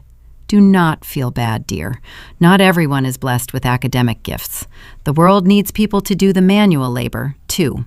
It is honest work, and you should be proud to assist your brilliant sister on her special night." A few members of Bradley's extended family chuckled softly. Bradley shifted his weight, looking mildly uncomfortable, but he said nothing to defend me. Vanessa beamed. She looked at me with a triumphant smirk. The expression was a silent victory lap. She believed she had won. She thought the social hierarchy was permanently cemented in front of her future in-laws. She expected me to shrink away in shame and retreat to the kitchen. I did not flinch. I did not drop my gaze. I held the heavy tray steady, keeping my posture perfectly aligned. I looked directly into Vanessa's eyes and let a small, empty smile form on my lips. I did not offer a rebuttal to Beatrice. I did not correct their flawed assumptions. Arguing with a fool only proves there are two fools in the room. I simply pulled back my left sleeve and checked the silver watch secured around my wrist. The hands on the dial indicated the cocktail hour was reaching its peak. The ambient noise in the ballroom swelled as more guests circulated through the grand foyer. The timing was aligning with terrifying precision. Evelyn promised the secure delivery would occur during this exact window. I let the silence hang for a fraction of a second longer than socially acceptable. "I am glad you are enjoying the evening," I said softly, addressing the entire circle. I turned on my heel and walked away, leaving them to their hollow celebration. I retreated toward the periphery of the grand living room. My father was stationed near the primary entrance, shaking hands with a local politician. Richard kept checking his suit jacket pocket, where the $80,000 consolidation loan documents were folded and waiting. He was biding his time, waiting for the right moment to pull me aside and demand my signature. He thought the night belonged to him. He thought his financial rescue was guaranteed. The string quartet transitioned into a lively classical piece. The crystal chandeliers cast a golden glow over the sea of deception. Everyone in the room was playing a carefully scripted role, but I was the only person holding the actual script. I stood near the grand double doors, gripping my serving tray, and watched the front driveway through the tall glass windows. The delivery was imminent. The string quartet finished a classical movement, leaving a brief lull in the ambient noise of the sprawling living room. Vanessa seized the opportunity, with the practiced timing of a stage actress. She stepped to the center of the grand foyer, positioning herself directly beneath the largest crystal chandelier. She held her imported champagne flute high in the air and tapped the rim with a silver dessert spoon. The sharp ringing sound cut through the low hum of affluent chatter. 150 guests turned their attention toward my sister. Conversations halted. Waiters froze in place, holding trays of expensive appetizers. Richard and Sylvia moved to the front of the crowd, standing shoulder to shoulder with Bradley's elite parents. My father beamed with pride, his chest puffed out beneath his tailored tuxedo. He looked like a man who had successfully conquered the world. He had no idea his entire kingdom was resting on a fault line. I stood near the perimeter, maintaining my grip on the silver serving platter. The cheap polyester fabric of my catering apron chafed against my skin, but I barely noticed the discomfort. My pulse hummed a steady, rhythmic beat in my ears. The countdown clock in my head reached 0. Thank you all for joining us tonight. Vanessa projected her voice, carrying a tone of practiced humility. Bradley and I are deeply moved by your presence. As we celebrate our upcoming union, I cannot help but reflect on the incredible journey ahead. Balancing an upcoming wedding with my academic pursuits is certainly a challenge. But as I prepare to submit my applications to top-tier law schools this fall, I am reminded that excellence requires dedication. I look forward to merging my financial portfolio with a rigorous legal education. A warm murmur of approval rippled through the audience. Bradley's mother pressed a hand to her heart, visibly moved by the ambition of her future daughter-in-law. Guests raised their glasses, preparing to toast the golden child. Before a single sip could be taken, the heavy mahogany front doors swung open with a loud, distinct thud. The interruption was jarring. Country club galas operate on strict schedules, and late arrivals enter discreetly. But the man walking through the double doors did not care about high society etiquette. He wore a crisp navy blue uniform adorned with reflective silver stripes. A thick canvas satchel hung across his chest. He clutched a digital signature pad in one hand and a thick, rigid cardboard envelope in the other. His heavy rubber soles squeaked against the polished marble floor, shattering the elegant atmosphere. The string quartet lowered their instruments. 150 pairs of eyes shifted from the glowing bride to the unexpected intruder. "Delivery for Griselda the courier," announced. His voice was loud, bored, and entirely unimpressed by the sea of designer gowns surrounding him. He glanced down at the digital pad in his hand. "Secure document transfer. I need a direct signature from the recipient. Sender is Harvard University Admissions and Legal Department." The name of the prestigious institution echoed off the high ceilings. A collective gasp rose from the crowd. Harvard, the ultimate symbol of academic supremacy. Vanessa lowered her champagne flute, her face lit up with a blinding, triumphant smile. She genuinely believed the delivery was for her. She had spent the last hour bragging about her impending law school applications. In her delusional mind, she assumed the university had somehow heard of her brilliance and dispatched a personal courier to recruit her. She thought this was the perfect cinematic climax to her engagement party. She handed her crystal glass to Bradley and stepped forward into the center of the foyer. The crowd parted respectfully, allowing the brilliant prodigy to claim her prize. Oh my goodness. Vanessa laughed, a breathless, theatrical sound. I requested some preliminary view books from their graduate program, but I never expected them to send a bonded courier. They really do pursue top candidates, do they not? She extended her manicured hand, expecting the delivery man to surrender the thick cardboard envelope. She readied her best photographic angle, anticipating the flash of smartphone cameras from the audience. The courier did not hand her the package. He did not even look at her extended hand. He checked the digital screen again, tapping the glass with a plastic stylus. "I am not looking for a Vanessa Griselda," the courier stated, his tone flat and uncompromising. My sister's triumphant smile froze. Her extended arm dropped a few inches. The confident posture she held just seconds prior began to crumble. A murmur of confusion spread through the circle of affluent guests. Bradley's parents exchanged a bewildered glance. The delivery man looked up, scanning the crowd. He bypassed the women in expensive silk and the men in bespoke suits. His eyes swept past the floral arches and the crystal decorations. He looked right past Richard, who was suddenly gripping the edge of a high-top cocktail table with white knuckles. "I need Pandora Griselda," the courier announced. "Where is Pandora?"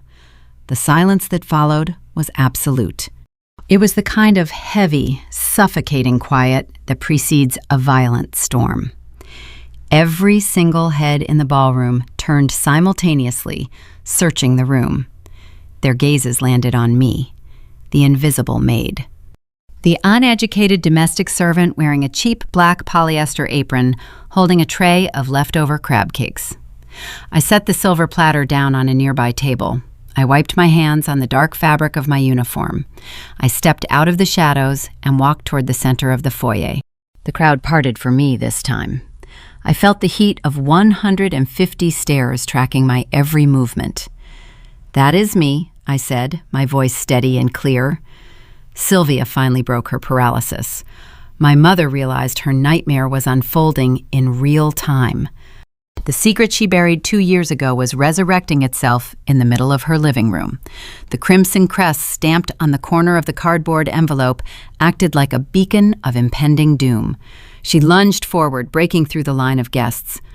The expensive heels of her designer shoes scraped harshly against the marble floor. Her face twisted into a mask of pure, feral panic. "There has been a mistake," Sylvia hissed. Her voice was shrill, stripped of all its usual country club refinement. She reached out her hands, clawing the air, desperate to snatch the package before it reached my grasp. "She does not receive mail from that institution." "Give that to me immediately. I am her mother.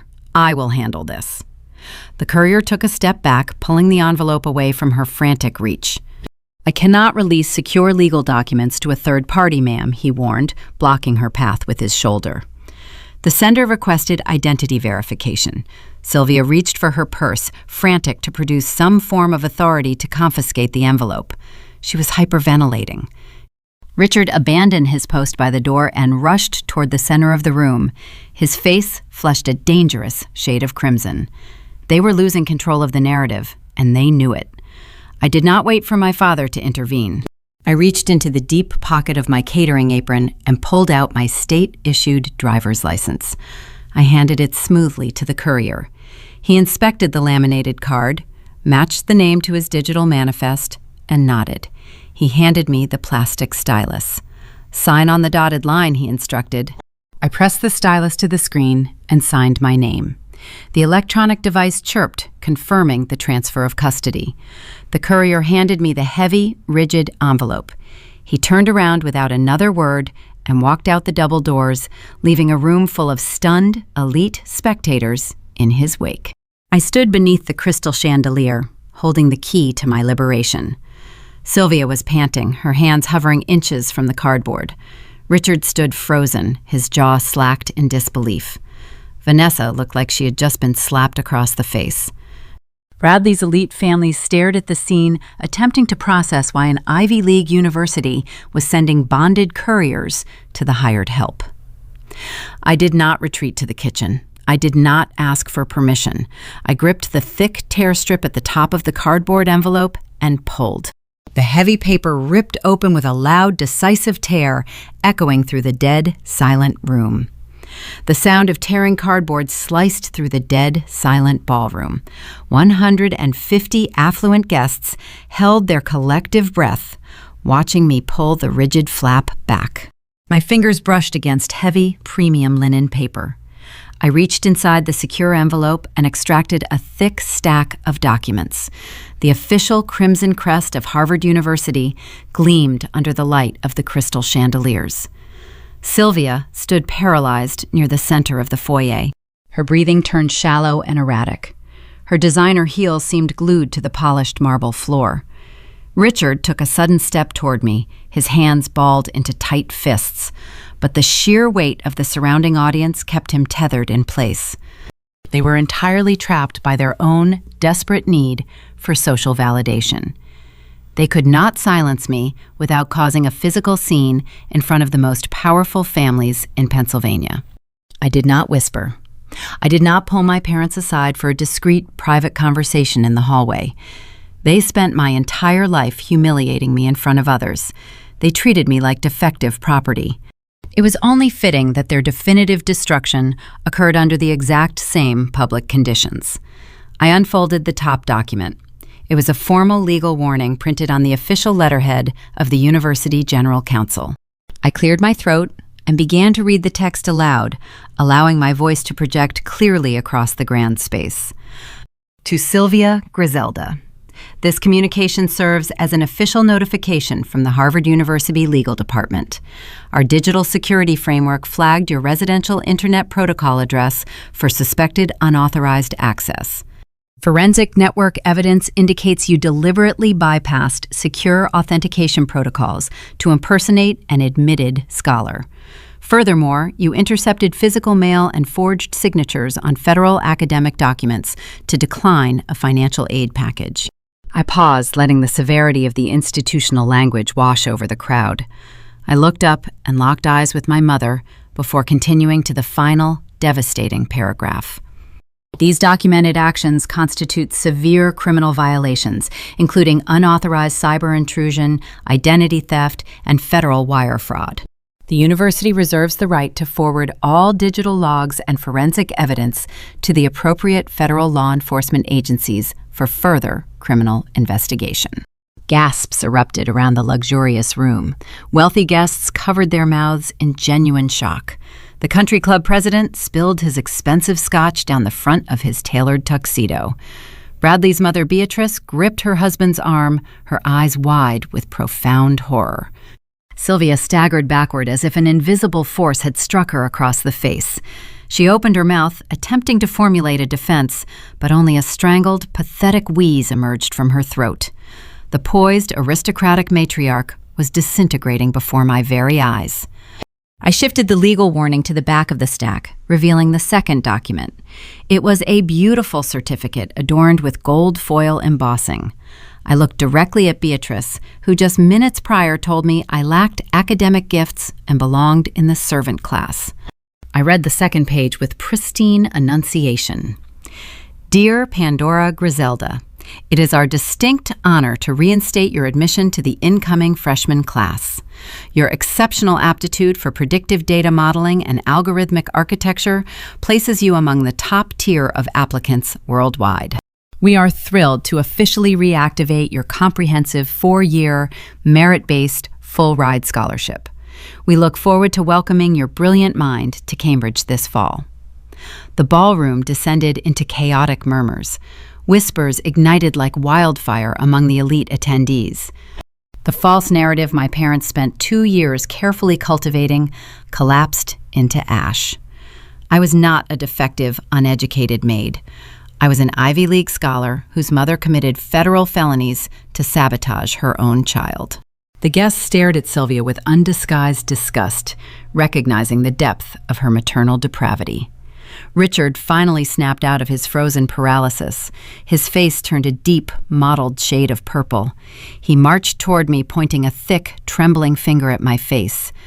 "Give me those fabricated papers right now," he bellowed, his voice cracking with raw desperation. "This is a theatrical stunt. You printed these lies to ruin your sister's engagement gala. You are a jealous, vindictive clerk seeking attention." He reached out, attempting to snatch the documents from my grip, but I took a swift step back. "Do not touch my property, Richard," I warned, lowering my tone to an icy, dangerous calm. "If you lay a single hand on me, I will walk out those front doors and hand the router logs directly to the Federal Bureau of Investigation. They will be thrilled to review the forensic data proving your wife committed cybercrimes from your locked home office." He froze mid-stride. The explicit mention of federal authorities drained the remaining bravado from his rigid posture. He knew I possessed the technical skills to back up the threat. He realized the digital footprint was real and undeniable. He slowly lowered his arm, his chest heaving with defeated rage. Vanessa could not handle the sudden shift in attention. She was losing the spotlight at her own $40,000 party. The golden child stepped forward, her emerald silk gown swishing loudly against the marble tiles. She forced a harsh, mocking laugh, attempting to regain control of the room and salvage her crumbling reputation. "Oh, please, Pandora," Vanessa sneered, waving a manicured hand in the air. "So what if the university gave you some pity charity scholarship? You are still just a socially awkward girl serving crab cakes in a cheap polyester uniform. You could never survive the rigorous academic environment of a real university. You will fail your first semester and end up right back here scrubbing the floors. Meanwhile, I am submitting my applications to elite law schools next month. I have a brilliant legal career ahead of me and a wealthy husband by my side. You are nothing compared to my success." She stood tall, clinging desperately to her fabricated superiority. She looked at Bradley, expecting her loyal fiancé to nod in agreement and defend her honor. But Bradley was staring at Sylvia, his brow furrowed in deep concern over the severe fraud allegations. He did not rush to comfort his bride. I looked at my older sister. She was a master of psychological projection. She accused me of the exact failure she secretly harbored. She thought her academic secrets were buried safely beneath my parents' bank accounts. She had no idea I raided the steel firebox located down the hall. She did not realize I brought souvenirs from my covert infiltration. "You are entirely correct, Vanessa," I agreed, maintaining a terrifyingly pleasant smile. "Academic rigor is incredibly challenging. It requires immense discipline and genuine intellect. Two critical traits you unfortunately lack entirely." I reached into the deep front pocket of my black catering apron. I bypassed the spare linen napkins and pulled out a folded stack of official university papers.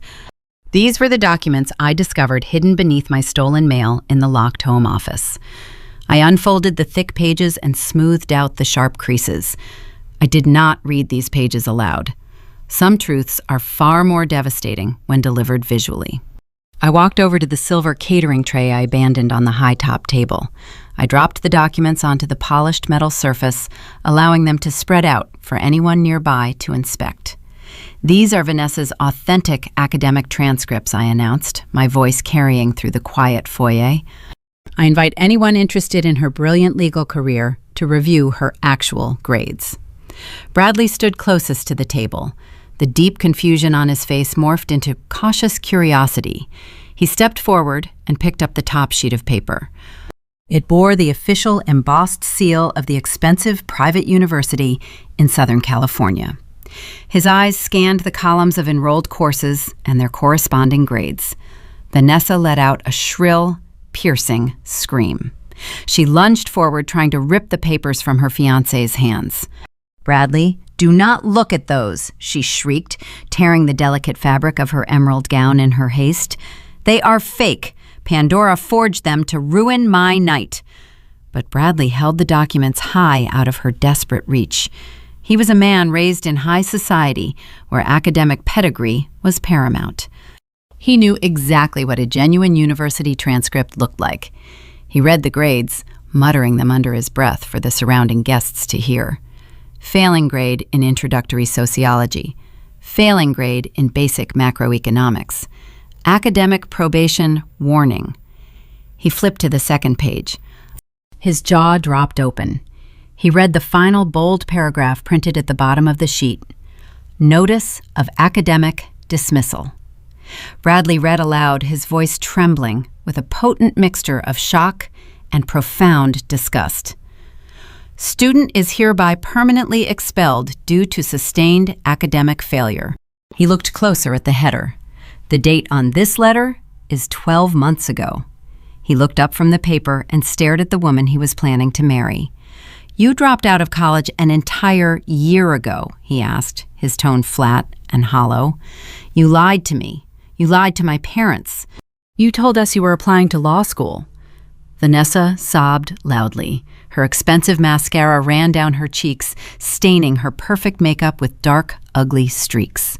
Bradley, please, she begged, grabbing the lapels of his tailored tuxedo jacket. I was stressed. The classes were too difficult. I was going to tell you the truth after the wedding. I promise I was going to tell you. The carefully constructed illusion shattered into a million irreparable pieces. Bradley's wealthy parents stepped away from Richard and Sylvia as if the Griselda family carried a highly contagious disease. Beatrice looked visibly nauseated. The high society crowd murmured in collective horror, witnessing the total destruction of the neighborhood golden child. Vanessa was not a prodigy. She was an uneducated fraud who spent a year deceiving everyone in her orbit. But the academic deception was only the introduction to her lies. The guests thought the exposure of her failing grades was the grand finale. They believed the worst secrets were now lying on the silver catering tray next to the miniature crab cakes. They were wrong. The failed transcripts were merely the appetizer to a much darker financial reality. Bradley shook his head, trying to process the sheer magnitude of the deception. He looked at the weeping woman clinging to his jacket. He realized he did not know her at all. But your robust stock portfolio, he stammered, taking a deliberate step back to break her physical grip. You just told my father you were investing heavily in technology sectors. You drive a European sports car. You wear designer clothes and carry imported handbags. How are you funding this extravagant lifestyle if you are not enrolled in school? Vanessa froze. The theatrical tears stopped instantly. Pure, unadulterated terror replaced the sorrow in her eyes. She looked at Richard, pleading for her father to intervene and protect her hidden financial secrets. But Richard was staring at me, his face pale and slick with cold sweat. He suddenly realized the true scope of my infiltration. He knew that if I possessed the academic transcripts from the locked firebox, I also possessed the financial ledgers. He realized I knew everything. I stood near the marble fireplace watching the panic consume them. The first 2 bombs detonated flawlessly, leveling their social standing. Now it was time to deploy the third. Bradley stood in the center of the grand foyer, demanding to know how his supposed brilliant fiancée funded her extravagant lifestyle without attending a single university lecture. His voice carried a cold, hollow resonance that sent a chill through the stagnant air of the ballroom. Vanessa scrambled backward, clutching the ripped fabric of her emerald silk gown. Her perfectly curated facade was disintegrating, and she possessed 0 tools to stop the collapse. She pointed a trembling, manicured finger at my face. She is lying, Vanessa shrieked, her voice echoing off the crystal chandeliers. Pandora manufactured these documents. She is a jealous, vindictive sociopath.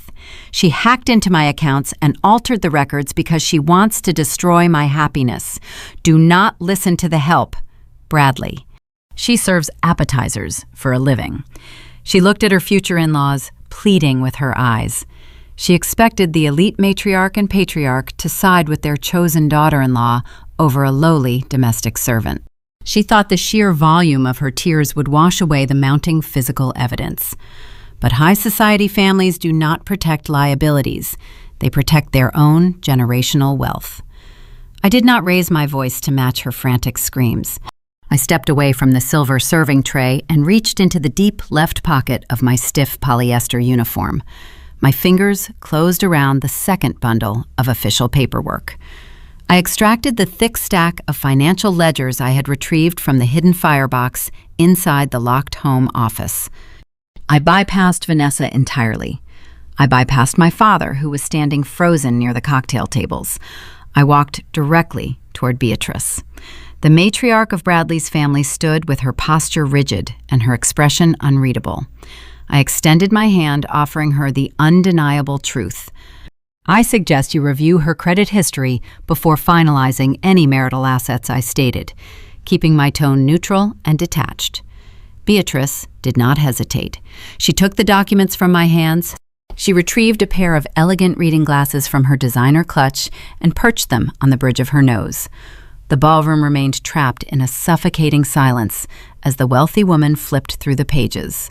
The only sound was the sharp rustle of heavy bond paper turning over. Beatrice's eyes widened as she scanned the itemized consumer reports. She read the staggering figures aloud, ensuring the surrounding guests understood the true nature of the Griselda prodigy. Luxury convertible lease agreement, she read, her voice dripping with aristocratic disdain. $7,000 in past due payments. Authentic imported handbags charged to high-interest retail accounts. Extravagant weekend excursions to coastal resorts booked on maxed-out travel cards. She reached the final page displaying the aggregate total. Beatrice lowered the paperwork and looked at Vanessa as if she were inspecting a rotting piece of garbage on the sidewalk. You owe $120,000 in delinquent, unsecured consumer debt, Beatrice announced to the crowd. You do not own a robust stock portfolio. You are entirely insolvent. She dropped the financial ledgers back onto the silver catering tray. The thick stack of papers landed next to the miniature crab cakes with a heavy, definitive thud. Bradley stared at the woman he almost married. The betrayal etched deep lines across his face. He possessed a sharp mind for economics, and he quickly identified a glaring discrepancy in the data. Traditional banking institutions do not extend six-figure credit lines to unemployed college dropouts, he noted, his voice dropping to a dangerous monotone. How did you secure the initial capital to fund this charade, Vanessa? Who handed you this money? Vanessa sank to her knees on the polished marble floor. The emerald silk pooled around her trembling frame. She buried her face in her hands, sobbing uncontrollably. She could not formulate a coherent sentence. She had no idea how the unregulated gray market operated. She only knew she clicked a few buttons on an obscure website, and the cash magically appeared in her checking account. I turned to face Bradley, providing the exact economic mechanics his former fiancée failed to comprehend. When traditional banks reject a desperate applicant, they turn to alternative lending platforms, I explained, walking slowly toward the center of the foyer. The unregulated internet is filled with peer-to-peer syndicates willing to float high-risk loans at predatory interest rates. They prey on individuals obsessed with maintaining a fake societal image. I turned my gaze away from the wealthy family and looked directly at Richard. My father stood near the mahogany front doors, wiping cold sweat from his forehead with a linen handkerchief. He understood the alternative debt market better than anyone else in the room. He knew exactly what kind of syndicate funded his daughter's delusions, because he utilized the very same shadow network to secure his own fraudulent mortgages. I swept my arm across the grand room, gesturing toward the floral arches, the crystal chandeliers, and the catered feast. My parents treated me like defective property, I announced, ensuring my voice reached every corner of the estate. They forced me to work at a cinder block logistics firm, answering landline phones for minimum wage. They extorted half of my paychecks for rent, while I scrubbed their baseboards and ironed my sister's luxury garments. They told me I lacked the intellect to survive outside these walls. I paused, letting the weight of their cruelty settle over the affluent audience. I smoothed my hands down the front of the cheap black catering apron Sylvia forced me to wear. They thought my quiet submission meant I surrendered to a life of mediocrity. I continued. They did not know I used my free time to build a freelance data analytics firm. They had no idea I took high-stakes virtual meetings with venture capital executives from the front seat of a rusted sedan parked behind a grocery store. My algorithmic consulting generated staggering corporate profits. But leaving millions of dollars in standard accounts is a poor investment strategy. Richard dropped his linen handkerchief. The pristine white square of fabric drifted slowly to the marble floor. The horrific realization finally pierced his thick skull. I directed my wealth managers to deploy my surplus capital into high-yield alternative debt markets, I stated, watching the color drain entirely from my father's face. We utilized blind trusts to purchase distressed private notes and fund high-risk consumer loans. We operated under a specific, anonymous corporate holding company. I walked over to the silver tray and tapped a manicured finger against the geometric logo printed at the top of Vanessa's loan origination paperwork. I am the sole proprietor of that corporate entity, I declared, my voice echoing with finality. I am the primary financier of the peer-to-peer syndicate that floated your entire fake existence, Vanessa. I funded your designer wardrobe. I paid for your leased sports car. Every single time you handed me a silk dress to iron, you were issuing orders to your primary creditor. You are not a wealthy influencer. You are my indentured debtor. I hold your financial leash. The silence that followed was profound and earth-shattering. The social hierarchy of the Griselda household inverted permanently in a matter of seconds. The guests stared at me with an entirely new context. The girl standing before them, wearing a degrading uniform, was a self-made tech tycoon who out-earned every single person in her toxic family combined. I orchestrated their exposure with the ruthless precision of a corporate takeover. Vanessa remained on the floor, unable to process the magnitude of her ruin. The sister she tormented for years secretly owned her entire life. Bradley did not yell. He did not throw a dramatic temper tantrum. Men raised in elite society view public emotional outbursts as a sign of weakness. He recognized the Griselda family as a toxic, fraudulent liability, and he executed his exit strategy with cold, surgical efficiency. He stepped close to the weeping golden child. He knelt down, resting one knee on the polished stone floor. Vanessa looked up, her tear-streaked face sparking with a fleeting, desperate glimmer of hope. She thought he was reaching down to comfort her. She believed her beauty might salvage the engagement. Bradley reached out and grasped her left hand. He did not offer a reassuring squeeze. He gripped her fingers firmly and slid the heavy $20,000 platinum engagement ring right past her knuckle. The large, flawless diamond caught the light of the chandelier one final time before he pulled it entirely off her hand. Vanessa let out a hollow, devastated gasp. Bradley stood up and dropped the expensive jewelry into the breast pocket of his tailored tuxedo jacket. He did not utter a single word of farewell. He turned his back on the sobbing woman on the floor. He signaled to his parents with a brief nod of his head. The affluent family marched toward the heavy mahogany doors, united in their silent disgust. They walked out into the humid summer night, abandoning the Griselda family to the ashes of their own destruction. The departure of the wealthy guests acted as a catalyst. The remaining high society attendees began inching toward the exits, desperate to distance themselves from the humiliating fallout. The grand engagement gala transformed into a chaotic exodus. Richard watched his financial salvation walk out the front door. The rich son-in-law was gone. The elite connections were severed forever. His country club reputation was permanently destroyed. He lost everything in less than 10 minutes. My father turned his attention away from the fleeing guests and locked his furious gaze on me, his face contorted with a primal, unhinged rage. He marched across the foyer, closing the distance between us with heavy, stomping footsteps. He prepared to unleash his wrath, convinced he still held one final, desperate card to play against his insubordinate maid. Richard closed the distance between us with heavy, stomping footsteps. The exodus of his high society guests continued pouring out the front double doors, but my father no longer cared about optics. The pristine country club persona he maintained for decades melted away, revealing the frantic, hostile man beneath the tailored tuxedo. His face contorted with a primal, unhinged fury. The veins in his forehead pulsed visibly against his slick, damp skin. He lost his wealthy future son-in-law. He lost his social standing in the mainline community. He lost the fabricated prestige of his golden child. He blamed me for the entire collapse. For my entire life, Richard used shelter as a weapon. He wielded the roof over my head like a loaded firearm, demanding compliance, servitude, and 50% of my minimum wage paycheck. He truly believed he retained that ultimate leverage. He thought he could simply banish the problem. He raised his right arm and pointed a trembling finger toward the exit. The mahogany doors remained wide open, framing the dark, humid summer night beyond the grand foyer. "Get out of my house," he roared.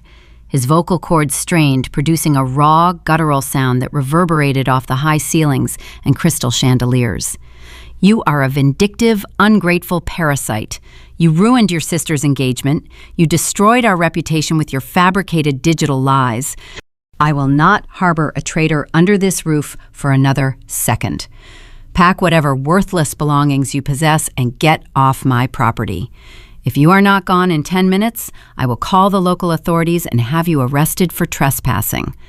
Sylvia remained frozen near the center of the room, weeping into her hands. Vanessa still sat crumpled on the polished marble floor, staring blankly at her empty ring finger. The remaining catering staff abandoned their stations, fleeing the toxic environment. We were standing alone in the ruins of an exorbitant party, surrounded by melting ice sculptures and abandoned crystal champagne flutes. The floral arches of white hydrangeas suddenly looked like funeral arrangements. I did not flinch at his loud vocal assault. I did not shed a single tear. The frightened, obedient teenager, who used to scrub his baseboards until her knuckles bled, was dead and buried. In her place stood a self-made tech tycoon who spent years mastering the art of cold, calculated strategy. I looked at the furious man pointing toward the door, and I felt nothing but a profound, icy detachment. I reached my hand into the deep front pocket of my cheap black catering apron. My fingers brushed past the spare linen napkins and closed around the final stack of paperwork. I retrieved the thick bundle of legal documents he handed me in the kitchen hours ago. The enormous consolidation loan, the predatory financial trap he tried to force me to sign to save his sinking ship. I held the unexecuted contract up to the light. "You tried to force me to co-sign this loan earlier today," I stated, keeping my tone level and conversational. "You threatened me with immediate homelessness if I refused to merge my clean credit history with your delinquent debts. You thought I was a naive, uneducated clerk who would blindly accept your commands. You failed to calculate the primary variable in your flawed equation, Richard. You failed to realize I already reviewed your specific financial history."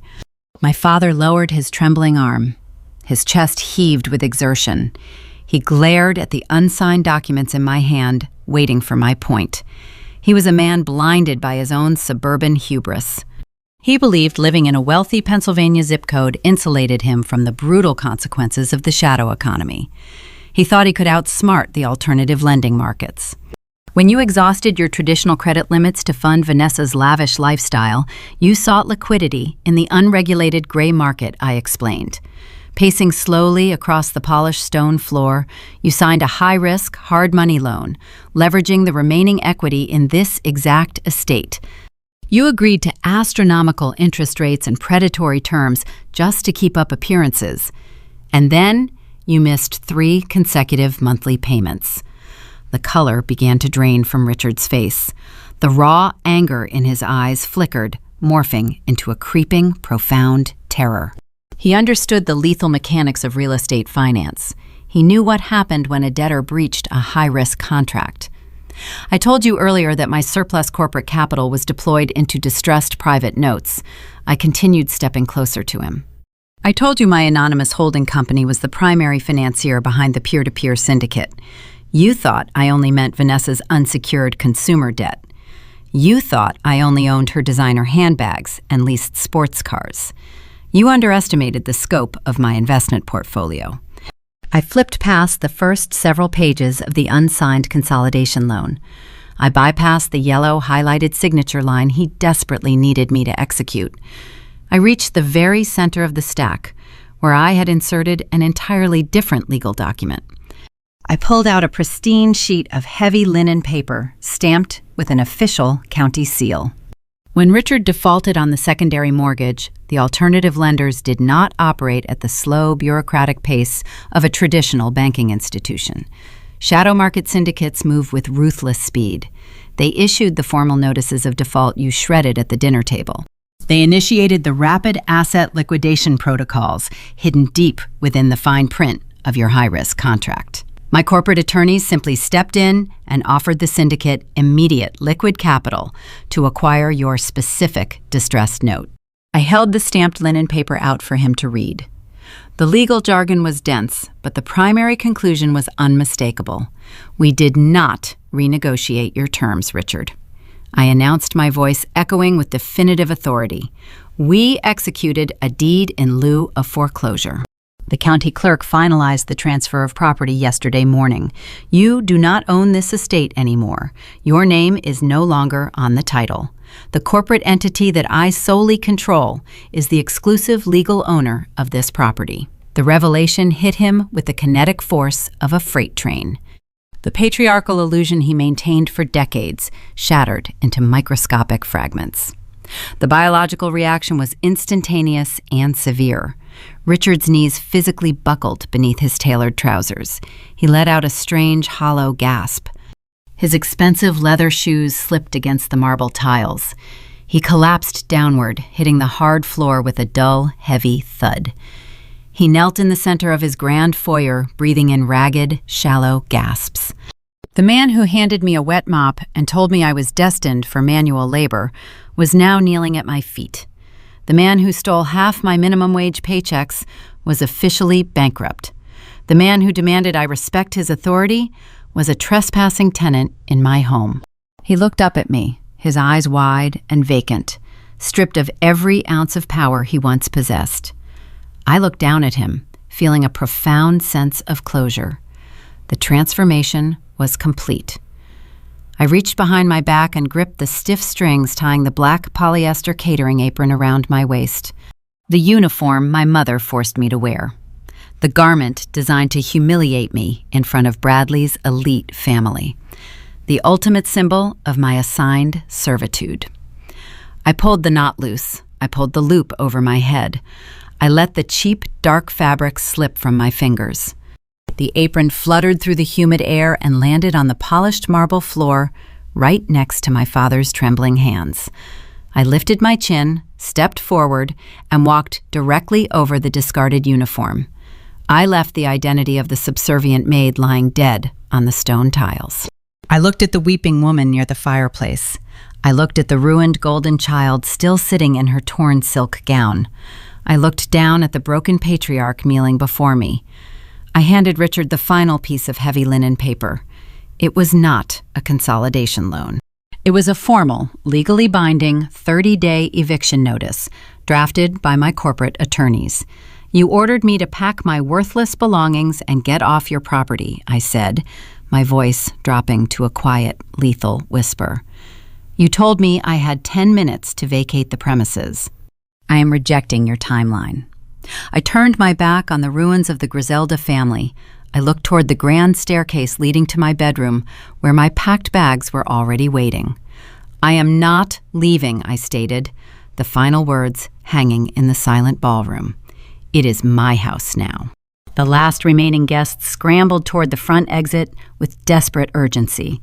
They did not pause to offer their condolences or say goodbye. Wealthy socialites and influential country club members pushed past each other to escape the toxic atmosphere of the grand foyer. Headlights from luxury sedans swept across the tall glass windows, illuminating the ruined interior of the estate. The hired catering staff slipped out through the kitchen, carrying their equipment and abandoning the half-eaten appetizers. Within minutes, the sprawling Pennsylvania mansion transformed into a hollow, echoing tomb. The physical decay of the $40,000 engagement gala mirrored the collapse of my family. Warm summer air drifted through the open double doors, melting the towering swan ice sculptures stationed near the buffet tables. Water dripped steadily onto the hardwood floors, pooling around discarded linen napkins. The string quartet had packed their instruments and fled, leaving behind empty wooden chairs. Sylvia was the first to break the suffocating silence. The poised, aristocratic matriarch who spent her entire adulthood judging the moral failings of her neighbors now crawled across the polished marble. Her designer dress caught on the sharp heel of a discarded shoe, but she did not care about the fabric.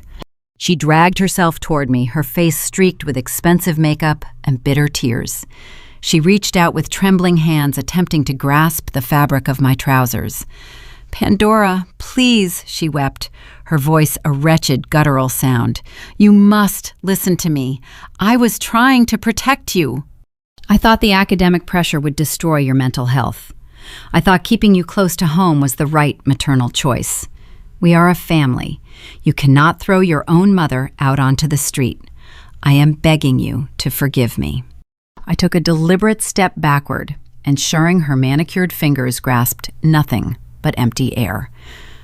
I looked down at the weeping woman and felt zero empathy. True remorse requires acknowledging the specific damage inflicted upon the victim. Sylvia was not apologizing for committing federal wire fraud. She was not expressing regret for handing me a wet mop and telling me I was a failure. She was only apologizing because she lost her wealthy status and faced impending homelessness. Her tears were a mechanism of self-preservation. "Mothers do not forge signatures to sabotage their daughters," I replied, my tone devoid of any warmth. "Mothers do not weaponize shelter to extort minimum wage paychecks. You made a calculated decision to steal my future so you could maintain a free domestic servant. You placed a bet on my obedience. You lost the wager. Do not ask me to subsidize your gambling debts." She collapsed forward, pressing her forehead against the cold stone floor, sobbing with loud, ragged gasps. A few feet away, Vanessa sat paralyzed. The emerald silk gown she wore was torn at the seam. She stared blankly at her left hand, where the $20,000 platinum diamond ring used to sit. The reality of her new existence was slowly overriding her shock. She was raised to be an ornamental fixture. My parents cultivated her arrogance, but they never taught her actual survival skills. She possessed no academic degree. She held no marketable professional talents. Her entire value proposition relied on marrying into generational wealth. Now the wealthy fiancé was gone. The social network was permanently severed. But the most terrifying revelation was the financial ledger lying on the silver catering tray. Vanessa looked up from her empty ring finger and met my gaze. The arrogant sneer she wore for 20 years was entirely gone. Pure, unadulterated fear radiated from her eyes. She finally calculated the math. She owed $120,000 in high-interest consumer loans to a shadow syndicate that I controlled. "You cannot make me pay that back," Vanessa whispered, her voice shaking. "I do not have a job. I do not have any liquid cash.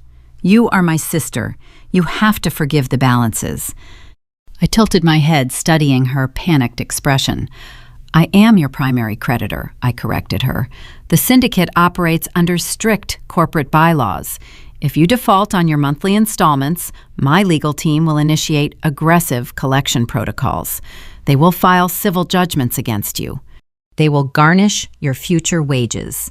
You will likely spend the next decade working double shifts in retail just to cover the compound interest. I highly suggest you start looking for employment tomorrow morning." Her jaw dropped open. She let out a soft whimpering sound, burying her face in her hands as the crushing weight of lifelong poverty settled onto her shoulders. Richard refused to accept defeat. My father was a man who spent his entire career manipulating financial loopholes. He believed there was always a legal maneuver to reverse a bad deal. He scrambled to his feet, leaning heavily against a cocktail table for support. He pulled his smartphone from his tailored tuxedo pocket. His hands shook so violently he dropped the device twice before successfully unlocking the screen. "You are bluffing," he spat out, dialing a number with frantic taps. "You cannot seize a primary residence without a protracted judicial process. I know my rights. I am calling my retaining attorney. He will file an emergency injunction to halt this fraudulent eviction. You are a child playing with corporate entities you do not understand." I watched him press the phone to his ear. I did not attempt to stop him. I waited patiently while he barked orders into the receiver. He demanded his lawyer pull the county property records and file an immediate stay of execution. He paced back and forth across the foyer, his voice echoing with desperate authority.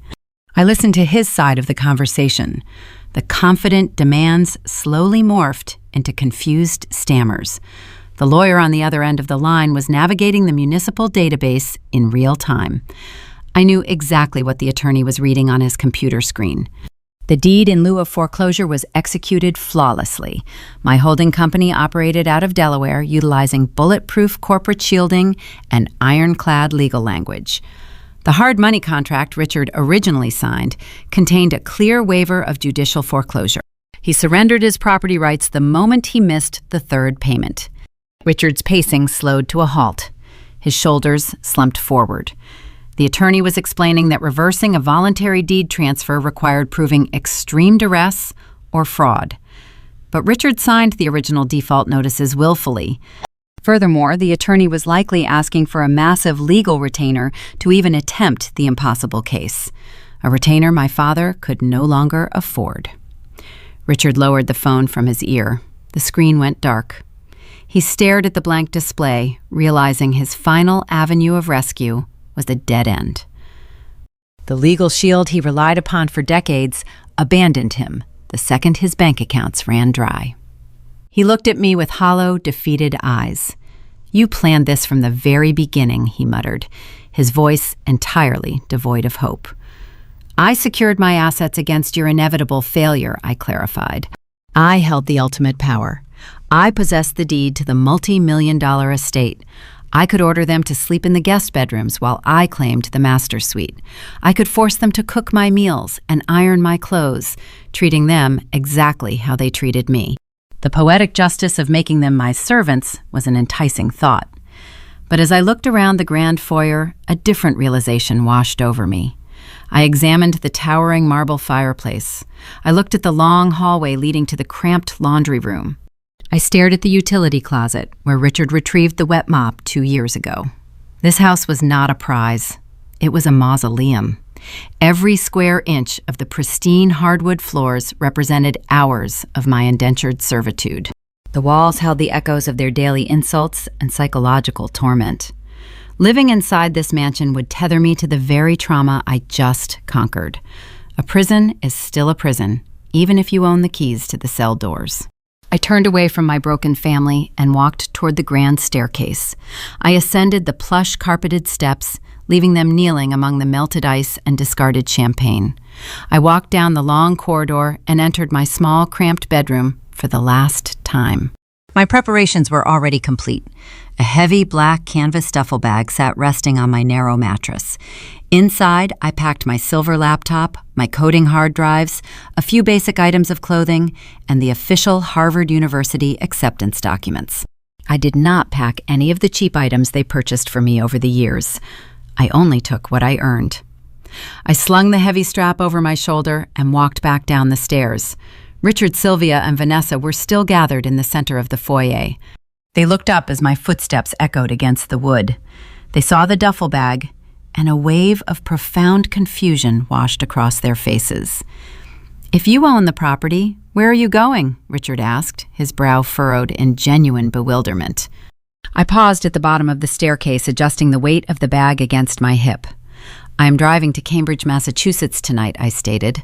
"I have an Ivy League education to begin and a tech empire to scale." I gestured toward the sprawling living room. I do not want to live in a museum dedicated to my own misery. My property management firm will list this estate on the luxury rental market next week. The passive income will easily cover my university living expenses. I walked toward the open mahogany double doors. The humid night air greeted me, carrying the scent of impending rain. I paused on the threshold and looked back at the 3 people who tried to bury me alive. "You have exactly 30 days to pack your belongings and vacate my premises," I commanded, my voice echoing with absolute finality. "The property managers will arrive on the 1st of the month to change the locks. If you are still inside the house, they will have you escorted off the grounds by local law enforcement." I turned my back on the Griselda family. I walked out into the darkness, leaving them trapped in the echoing silence of their ruined lives. 6 months have passed since I walked out the mahogany double doors of the Griselda estate. Today I woke up in a narrow twin bed inside a historic brick dormitory overlooking the Charles River. The space is small. The ancient radiator clanks during the night, and the hardwood floors scuff easily. But this cramped room feels infinitely larger than the sprawling Pennsylvania mansion I left behind. I sit at a scratched wooden desk, surrounded by heavy textbooks and glowing computer monitors, breathing air that finally belongs to me. My freshman year at Harvard University is rigorous and exhilarating. I spend my mornings sitting in century-old lecture halls absorbing complex economic theories and advanced algorithmic structures. I spend my afternoons expanding my tech empire. My data analytics firm scaled significantly over the past 2 quarters.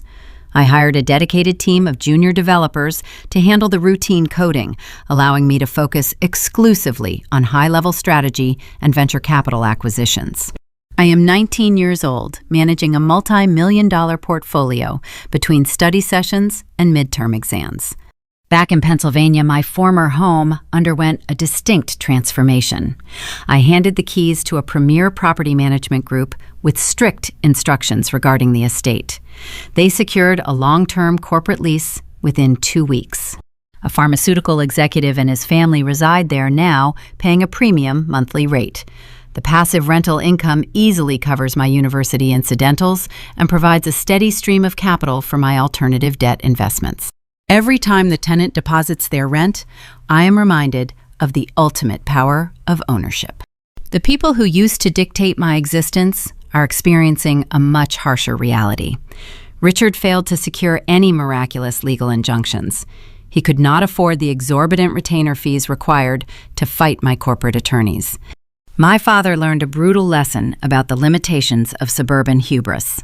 He lost his pristine country club membership. He lost the respect of his peers. The wealthy social circle he curated for decades severed all contact the moment the truth regarding his financial insolvency became public knowledge. My parents were forced to relocate to a noisy industrial suburb on the outskirts of the city.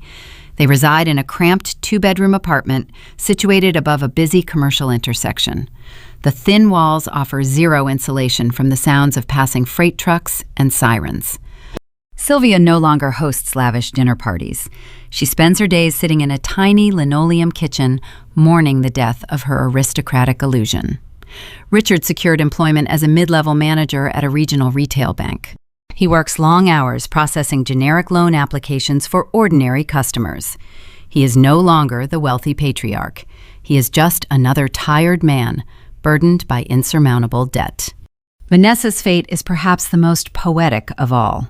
The golden child discovered that high society offers zero grace to uneducated frauds. Bradley's elite family ensured her name was blacklisted across their entire social network. Left with no degree, no wealthy fiancé, and a staggering 6-figure debt, she was forced to enter the real-world economy. My sister secured employment at a high-end retail boutique located in a local shopping mall. She stands on her feet for 8 hours a day wearing a plastic name tag. Her primary duties involve retrieving different sizes from the stockroom and folding display garments for demanding customers. She performs the exact kind of manual labor she once mocked me for executing. Every time a wealthy patron treats her like invisible infrastructure, she experiences a fraction of the humiliation she subjected me to for years. She irons silk dresses for strangers to slowly chip away at the predatory microloans she still owes my syndicate. The financial leash remains firmly attached. I keep a secure secondary digital folder on my phone designed to filter blocked communications. I rarely check it, but this morning a notification caught my eye. A voicemail bypassed the initial security protocol originating from an unregistered burner number. I clicked the audio file and pressed play. Sylvia's voice filled my quiet dorm room. The recording did not contain the sharp, commanding tone she utilized when handing me a wet mop. It was a pathetic, desperate sound. She manufactured a dramatic weeping noise before launching into a frantic plea. "Pandora, please," she begged, her voice cracking through the digital static. "Your father is struggling to cover the rent this month. Vanessa's retail wages barely cover her basic groceries. We are drowning. You have so much money now. You are thriving at an Ivy League school. We are your family. You must find it in your heart to issue us a temporary bridge loan, just enough to get us back on our feet. I am begging you to remember where you came from."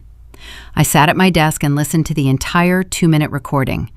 I stared out the window watching the collegiate rowing teams glide across the dark water of the Charles River. I analyzed my internal emotional response, waiting for a flicker of guilt or a spark of residual daughterly obligation. I felt profound silence.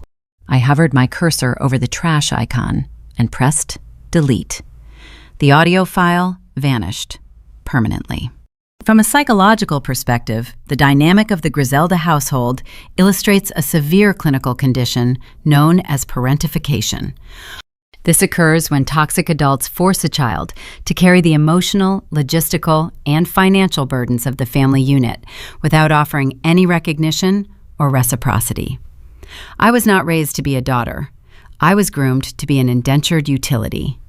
They expected me to manage their complex taxes, clean their physical messes, and sacrifice my future to subsidize their comfort. Simultaneously, I occupied the role of the family scapegoat. A scapegoat is a designated receptacle for the collective failures and toxic projections of the household. My parents chose to elevate Vanessa as the flawless golden child, showering her with unearned resources to validate their own vanity. To maintain that illusion, they needed a designated failure to stand in contrast. They chose me. But a scapegoat is rarely chosen because they are weak. They are targeted precisely because they possess the inherent strength to carry the heavy truth the parents refuse to acknowledge. Setting a boundary against that level of psychological warfare is not an act of betrayal. It is an act of fundamental survival. Walking away from the people who share your genetic code is a terrifying endeavor, but you cannot heal in the same environment that broke you. You cannot pour clean water from a poisoned well. I did not orchestrate my vengeance to teach them a lesson. Narcissists are incapable of profound introspection. I orchestrated my exit to reclaim the life they attempted to bury. You do not owe your future to people who try to keep you in the past. Your worth is not measured by your utility to toxic individuals. Your intellect, your ambition, and your peace belong entirely to you. If you have ever had to walk away from toxic family to protect your peace, tell me your story in the comments. I will be reading every single one. And remember, never let anyone else open your mail. We often envision the traditional American family home as an impenetrable sanctuary, a place where the foundation of a child's future is laid with sturdy bricks of unconditional love, unyielding honesty, and mutual support. We believe that home is where we are celebrated, protected, and guided. Yet, beneath the manicured lawns, the pristine colonial facades, and the perfectly curated holiday cards of upscale suburbia, a darker, more insidious reality sometimes takes root. The story of Pandora Griselda is not just a gripping narrative of vengeance and vindication. It offers a powerful cautionary tale about the breakdown of family integrity and the triumph of individual resilience. It forces us to hold a mirror up to our own parenting values, asking us the difficult questions about what happens when parental ego eclipses unconditional love. and when the desire for absolute control replaces the duty of nurturing guidance. In American culture, particularly within affluent suburban environments that fiercely value academic achievement, status, and the concept of meritocracy, a parent's role is supposed to be that of the ultimate advocate. A parent is tasked with fostering a child's potential, acting as a springboard for their dreams. To actively sabotage that potential is a fundamental betrayal of the parental role. We look at a region like Pennsylvania, historically celebrated as the Keystone State, long associated with foundational American values, truth, and independence. And we see how deeply perverse it is when those exact ideals are corrupted inside the home. When Sylvia Griselda intercepted and purposefully hid a Harvard acceptance letter, she committed a profound betrayal of both her academic duty and her moral heritage. It is a chilling reminder that parents must continually prioritize their children's growth and eventual independence over their own desperate desire for domestic convenience, financial leverage, or psychological control. When a parent values their fragile ego more than their child's brilliant future, the very concept of the traditional family is shattered irreparably.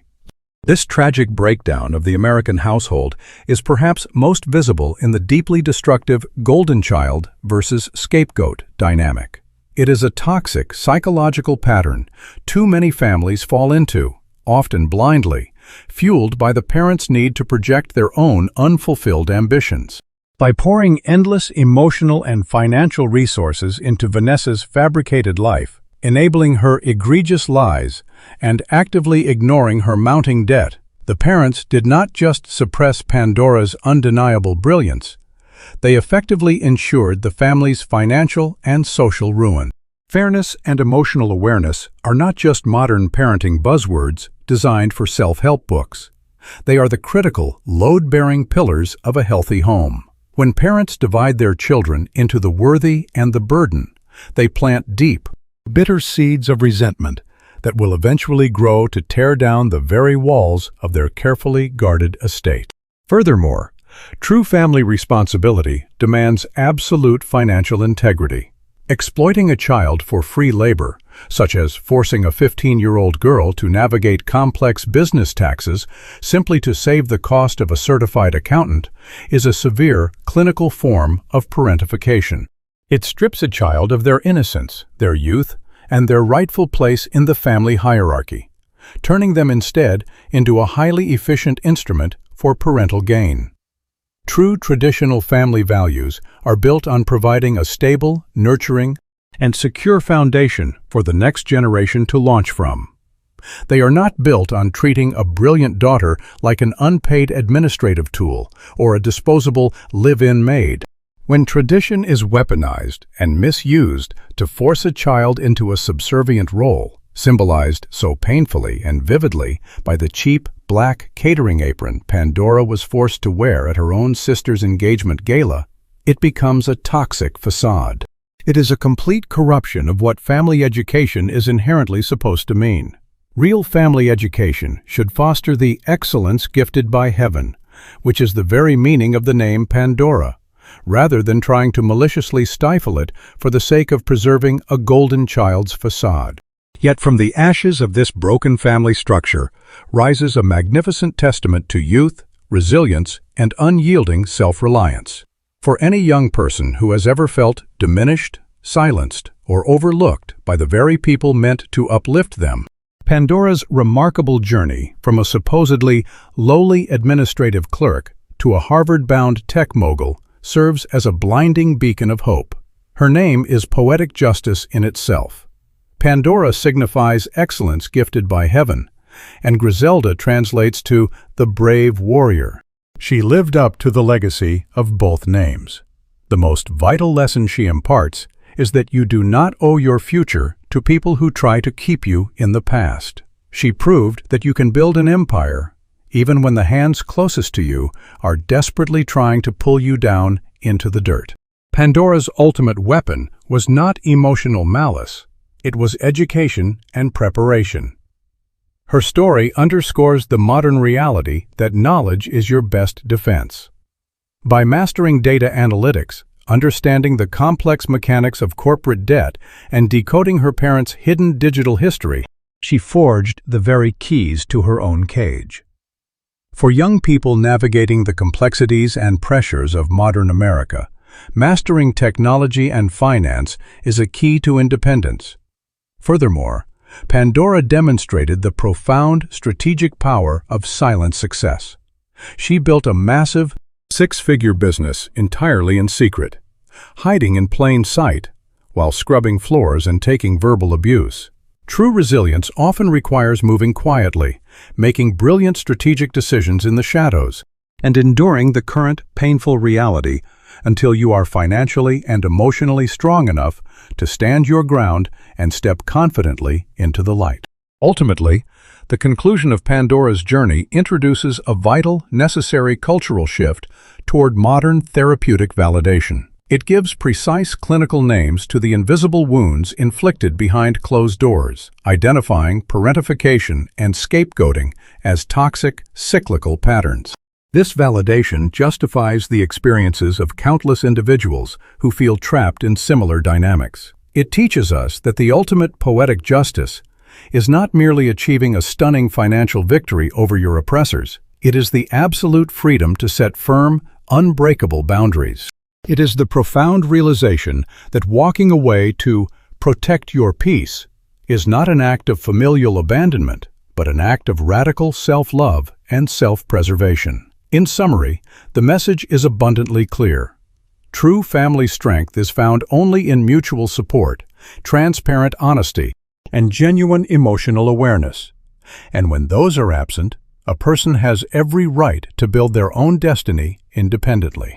If this narrative resonated with the quiet, unspoken struggles in your own life, or if you have ever had to break the heavy chains of a toxic history to build your own brilliant future, I invite you to join our growing community.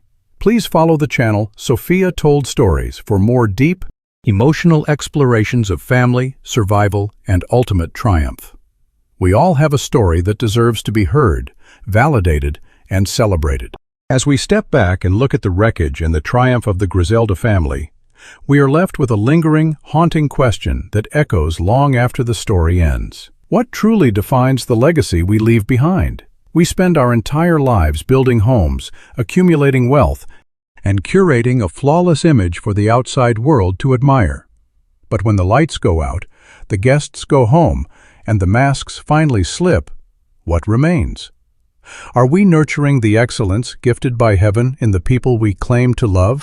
Or are we simply handing them a mop to clean up the messes of our own failures? Perhaps the next time you look at the people sitting around your dinner table, you might pause and wonder, are you looking at a family bound by unconditional truth, or simply a collection of strangers desperately holding on to a shared, fragile illusion? And more importantly, when you look in the mirror, whose life are you really living?